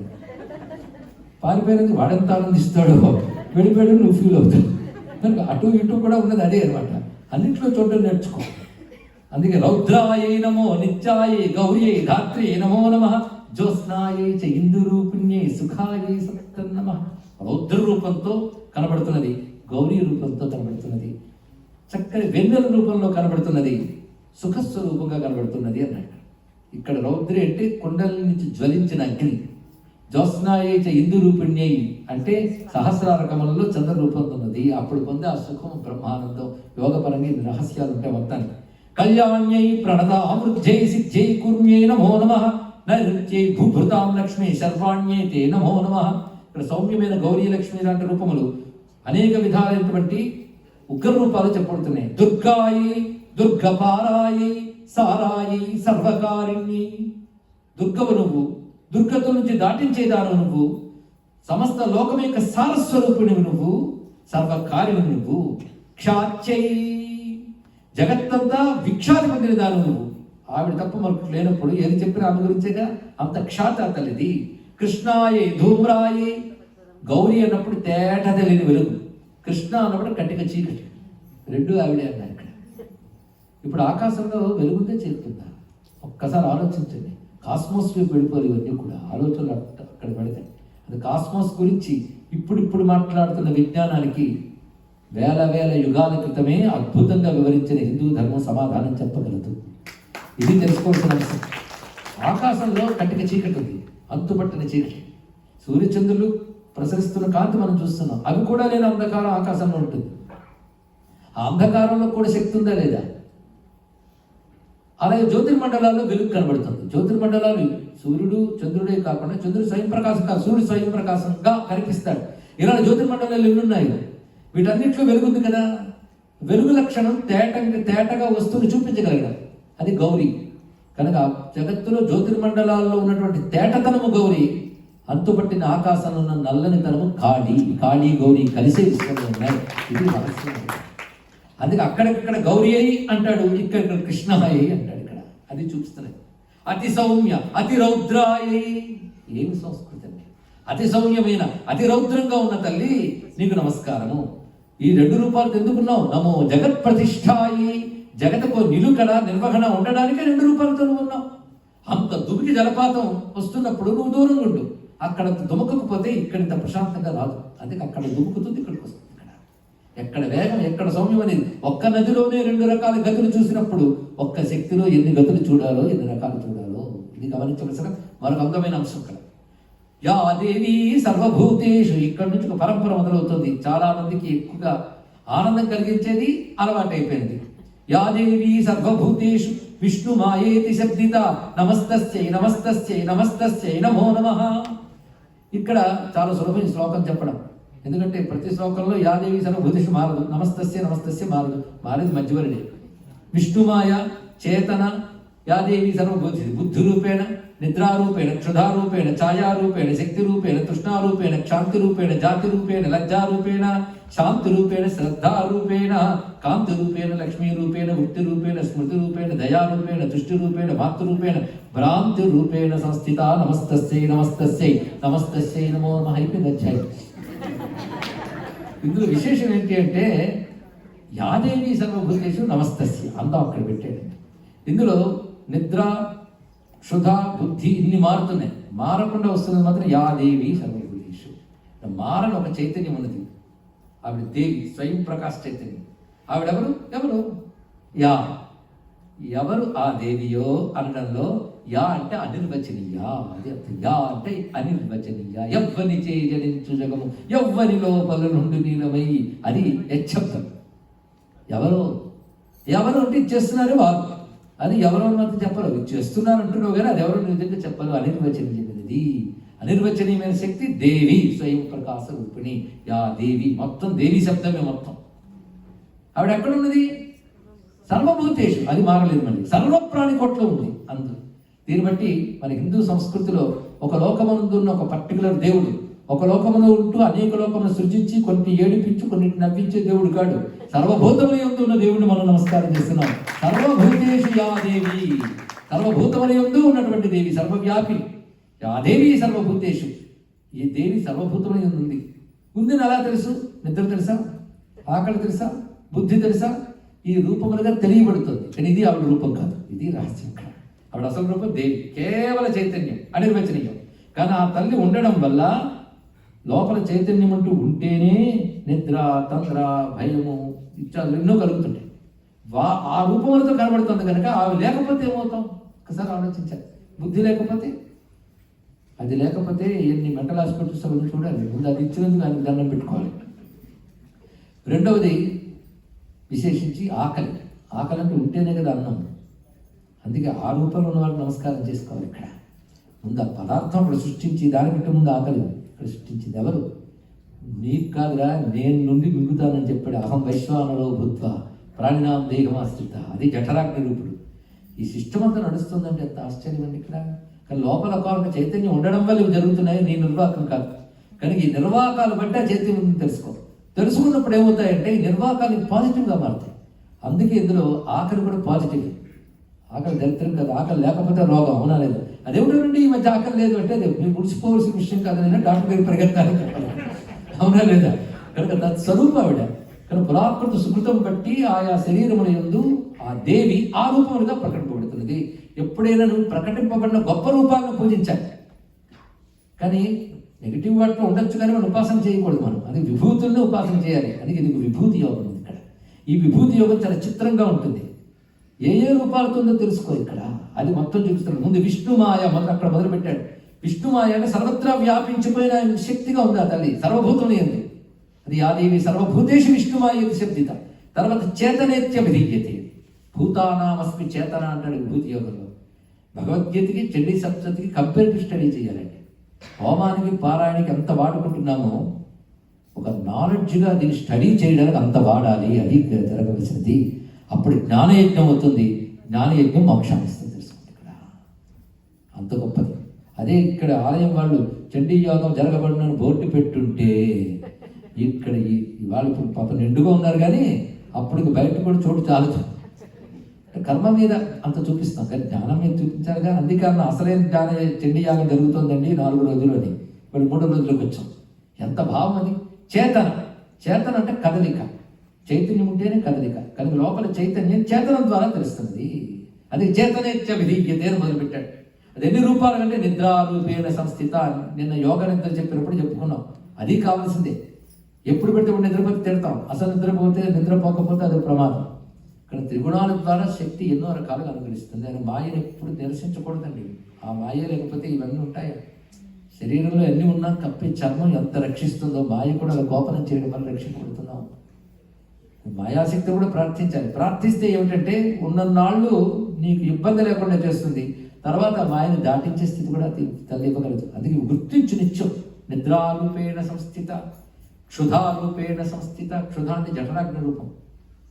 పైగా నిద్ర అంటే మరొకటి. అంత బహిర్ముఖతలో అవుతున్నామో అంత అంతర్ముఖం కాదు కదా. అప్పుడు బహిర్ముఖ ప్రజ్ఞకి ఇది అంతర్ముఖ ప్రజ్ఞ నిద్రకి. నిద్రకి కూడా ఒక రిలేటివ్ డెఫినేషన్ ఉంది. యా నిశా సర్వభూతానాం తస్య జాగర్తి సంయమి. అందరికీ ఏది నిద్రో యోగికి అది పగలు. మనందరికీ ఏది పగలో అది యోగికి నిద్ర అన్నాడు.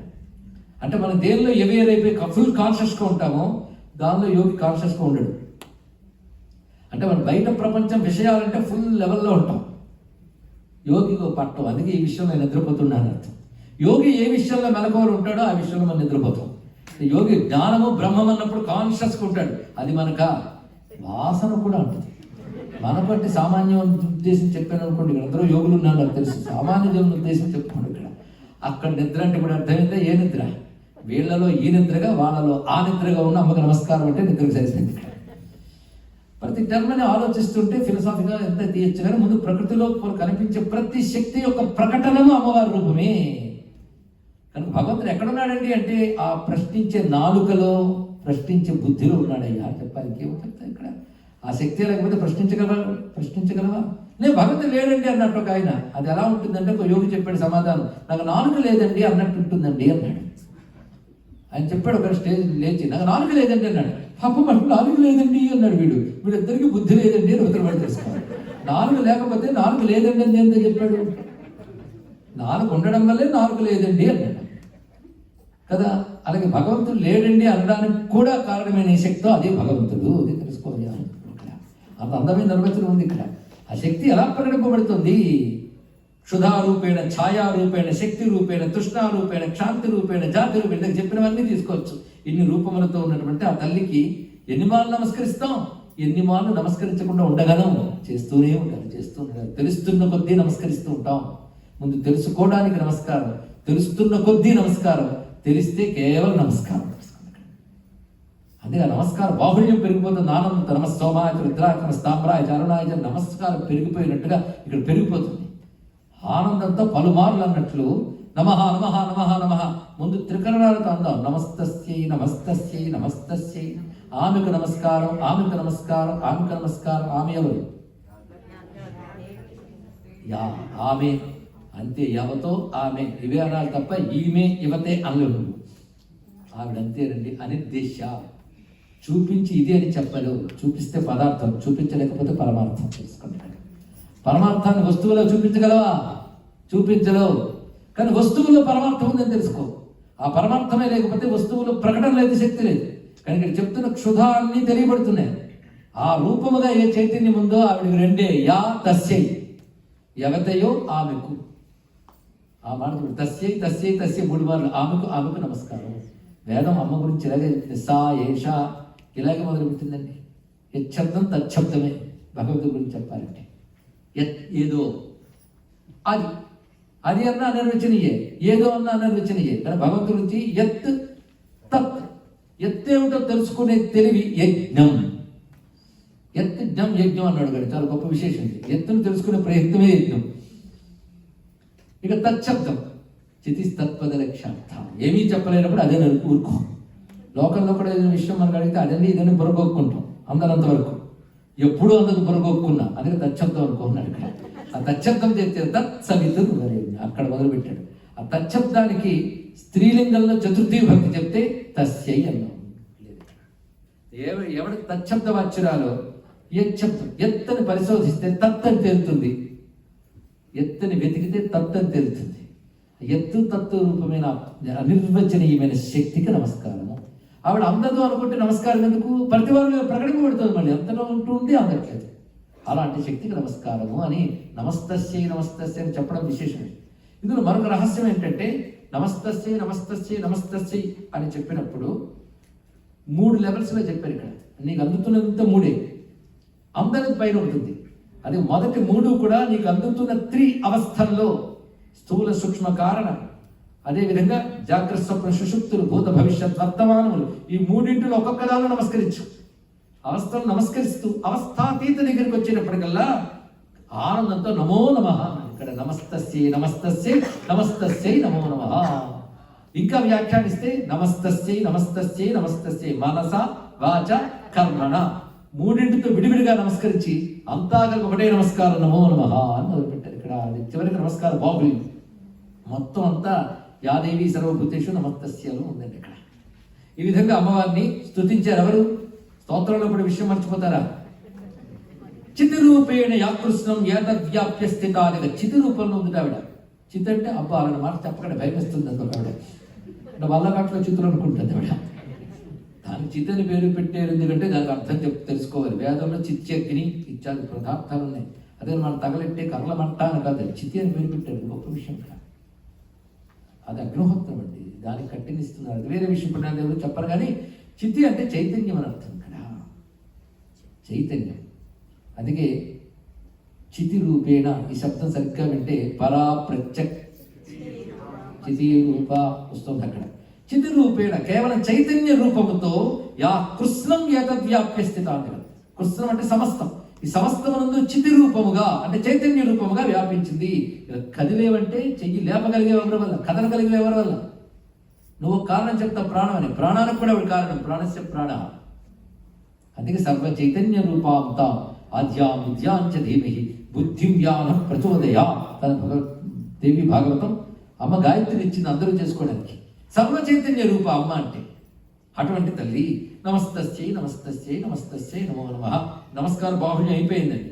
ఇప్పుడు అంటున్నారు స్తుతాసురై పూర్వమభీష్ట సంశ్రయాత్ తథా సురేంద్రేణ దినేషు సేవిత కరోతు సాన శుభహేతురీశ్వరి శుభాని భద్రాని అభిహంతు చాపద.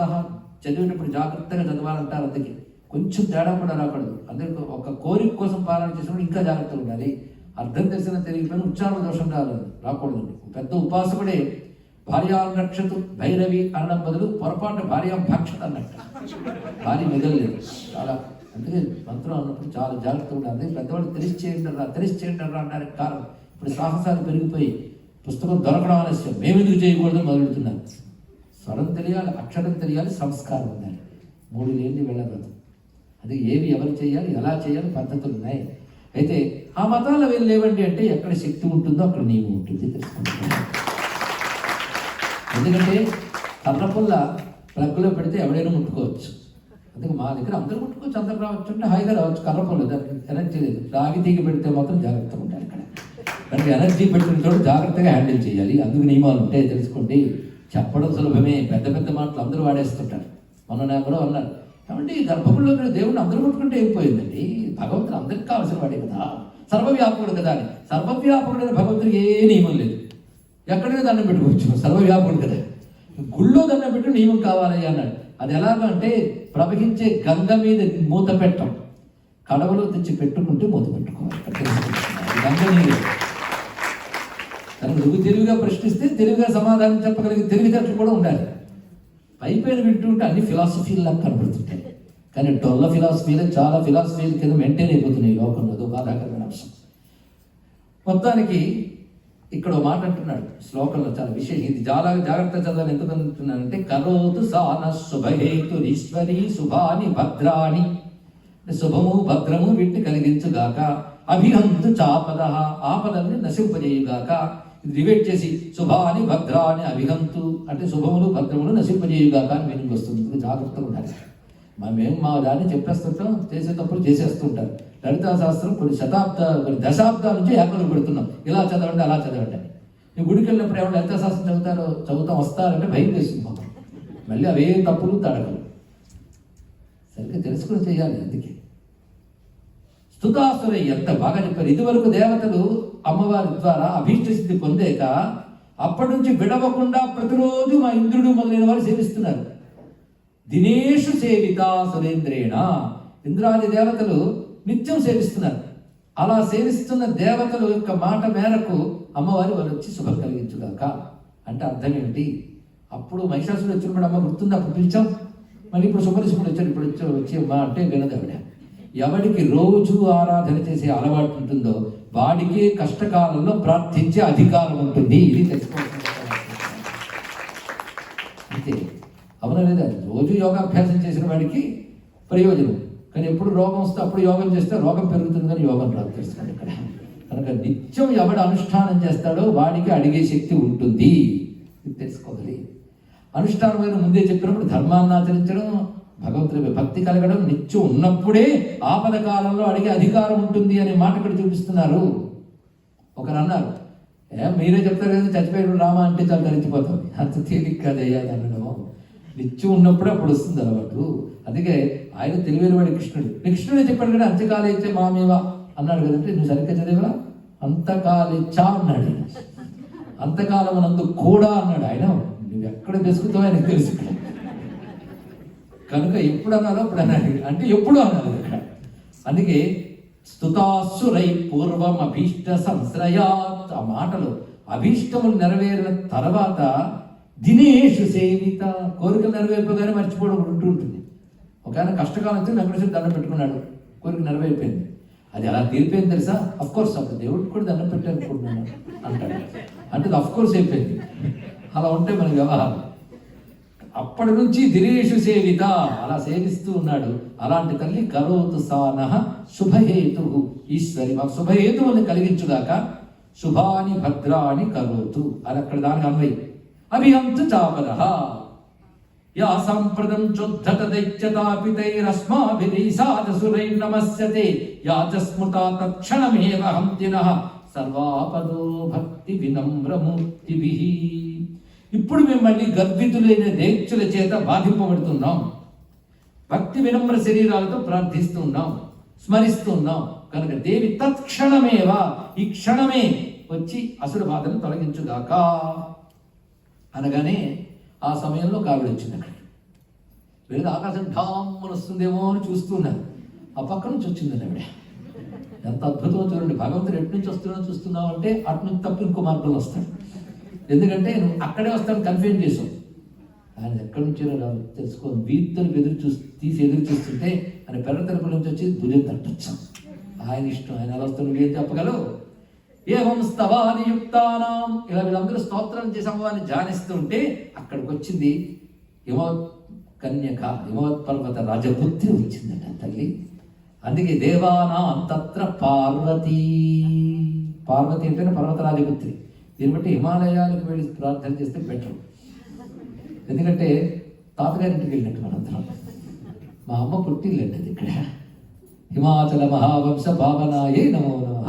అందుకేనేమో ఆయన తపోధాముడు, దేవధాముడు ఆయన ఇక్కడ. హిమాలయో నామ నగాధిరాజ అన్నారు కదా, అస్త్యుక్తరస్యాం దిశి దేవతాత్మ. అంతే కదా శివపురాణంలో శివుడు హిమవంతుడితో అంటాడు, నాయన దేవతాత్మ అనడం ఇక్కడ తపోధామ అని పిలుస్తారండి. గొప్ప విషయం, తపస్సులకి నివాసమైన వాడా అన్నారు ఇక్కడ. అలాంటి తపస్సులు యోగులు సిద్ధపురుషులు ఏనాటి నుంచో హిమత్పర ధామాలను ఉన్నారు. నాకు కనబడలేదు, నీకు కనబడలేదు కనుకే మన యోగులు అన్నారు. తెలుసుకో, నీలా బతికే వాళ్ళు నీతో ఉంటారు, అంతే కదండి. నీలాంటి లైఫ్ స్టైల్, నీలా తిరిగే వాళ్ళు, నీలాగా దగ్గర సూపర్ మార్కెట్ పక్కన పెట్రోల్ బంక్ ఉన్నవాళ్ళు నీ చుట్టూ ఉంటారు ఇక్కడ.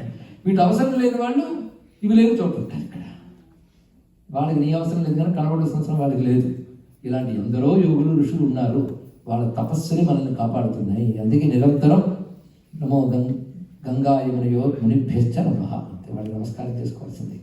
అలాంటి హిమాలయ భూములు అక్కడ హిమోత్పర్వత రాజపుత్రి వచ్చింది, స్నానం కోసం వచ్చింది, గంగానదిలో స్నానం కోసం. అంటే ఈ కథ జరిగేటప్పుడు గంగానది వచ్చేసింది, పార్వతీదేవి శివుని వివాహం ఆడింది.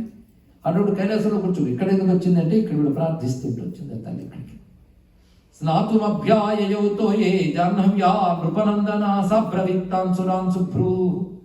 ఆవిడ వచ్చి దేవతలందరూ ఎలుగెత్తి స్తోత్రం చేస్తుంటే ఆవిడ నిలబడింది. వాడు చూశారు, అవును మీరందరూ ఎవరిని ఉద్దేశించి స్తోత్రం చేస్తున్నా అని అడిగిందండి ఆవిడ. ఎంత బాగుందో. అడిగిన వెంటనే వీళ్ళ నుంచి ఒక శక్తి బయటకు వచ్చి నన్ను ఉద్దేశించే చేస్తున్నాను అన్నమాట. అత్యద్భుతమైన ఘట్టం. స్తోత్రం మమై తత్క్రియతే, నన్ను ఉద్దేశించి చేస్తున్నాను. ఎందుకంటే శుంభదైత్య నిరాకృతై, ఆ శుంభాది రాక్షసుల చేత బాధపడుతున్న వాళ్ళు నన్ను ఉద్దేశించి స్తోత్రం చేస్తున్నారు అని. శరీర కోశాద్యస్యాః పార్వత్యాః నిసృతాంబిక, అలా శరీర కోశం నుంచి వచ్చింది కనుక ఆ తల్లి పేరు కౌశికి అన్నారు. అంటే అమ్మవారు లోకక్షేమం కోసం తన నుండి ఒక శక్తిని సృజించారు. తన నుండి వచ్చిందని ఒక పార్ట్ కాదు.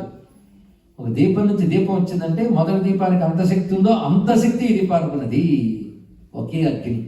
అదే పార్వతీదేవి నుంచి కౌశికి అనబడే శక్తి వచ్చింది.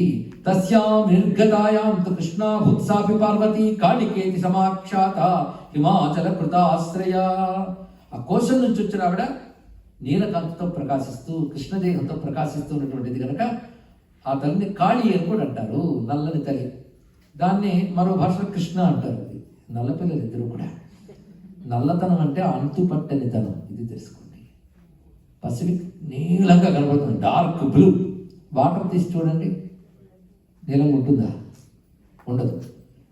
అందులో లోతు వైశాల్యం ఉంటే నీలంగా కనబడుతుంది. మా అమ్మ లోతైనది విశాలమైనది కనుక అనంతత్వానికి సంకేతం నీలవర్ణం.